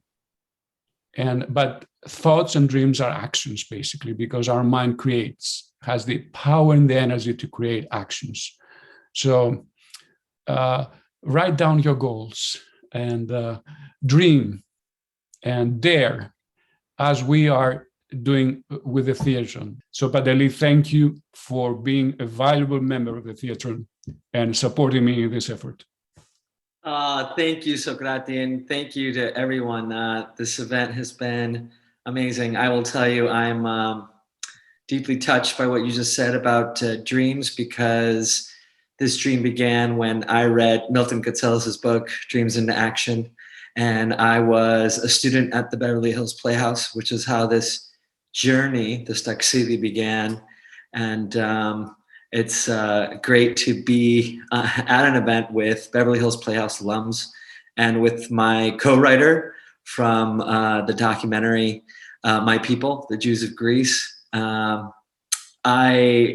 also want to say I am blessed because I think I have the best birthday anyone can ask for. My birthday is tomorrow.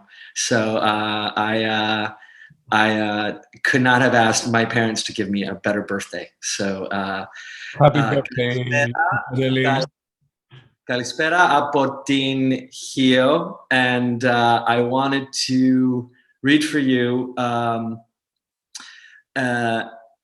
Emon's speech to his father when he goes in to confront him about his punishment for Antigone. I think it is very apropos, because he is basically telling him that he's doing wrong, he's punishing wrong, he's being a tyrant. And throughout the world, we're seeing dictatorships and tyranny in many, many forms, even today. And, you know, what the Greek independence is about is the lack of tyranny, freedom, and being able to be and do and believe and live the way you want to live. So here we go. Father, the gods implant in mortal men reason, the choicest gift bestowed by heaven. 'Tis not for me to say thou errest, nor would I arraign thy wisdom if I could. And yet wise thoughts may come to other men, and as thy son, it falls to me to mark the acts, the words, the comments of the crowd. The common stand in terror of thy frown, and dare not utter aught that might offend, but I can overhear their muttered plaints. Know how the people mourn this maiden doomed, for noblest deeds to die the worst of deaths. When her own brother, slain in battle, lay unsepulchred, she chose not his corpse to lie for carrion birds and dogs to maul. Should not her name, they cry, be written gold? such the low murmurings that reach my ear. Father, nothing is more prized for me and by me than thy well-being. For what higher good can children covet than their sire's fair fame? As fathers too take pride in glorious sons. Therefore, my Father, cling not to one mood, and deem not thou art right, all others wrong. For whoso thinks that wisdom dwells with him, that he alone can speak or think or write, such oracles are empty breath when tried. The wisest man will let himself be swayed by others' wisdom and relax in time. Relent then, and repent thee of thy wrath. For if one young in years may claim some sense, I'll say 'tis best for all to be endowed with absolute wisdom. But if that's denied, nature takes not readily that ply. Next wise is he who lists to sage advice. Padelimu, thank you so much. Let me say this monologue basically is before the scene you had before with Anthony Scordi, which I also thank because he was not here live with us. But Anthony, he's a great actor. He's a popular Cypriot British screen, stage, and voice actor. He works both in US, in Europe, and credits include Stage Mother, Criminal Minds. We worked together actually on Criminal Minds Beyond Borders, which I first met him over there, and The Last Ship, Star Wars, Battlefront 2, and so many things. He's a great man and a great human being. We salute Sally Papadopoulos before, but I want to salute her again and thank her for being here, an amazing woman and a very strong, and I'm happy to have her in our board. She's the recent member of our board. She's very active in the Hellenic Greek community in the US, and I'm thankful that you are here and support this great journey and our Theatron of the Americas. Yeah. Hi, thank you very much, Socrates. I'm thrilled and honored to be able to be on your board and to do whatever I can to promote Greeks everywhere, Greeks supporting Greeks. Exactly, and let me tell you that you have this Facebook group that it's Greeks supporting Greeks, and yeah, thank you. This is like a very important message. I think that's all we're missing sometimes. It's Greeks to support Greeks. Hopefully with our Theatron, all Greeks from US, Canada, all the Americas, and hopefully the world will support our efforts. And please support our Fest Productions and do that in the practical way. And the best way is to donate to our website and whenever possible, so we can produce Antigone. I'm more than happy and grateful.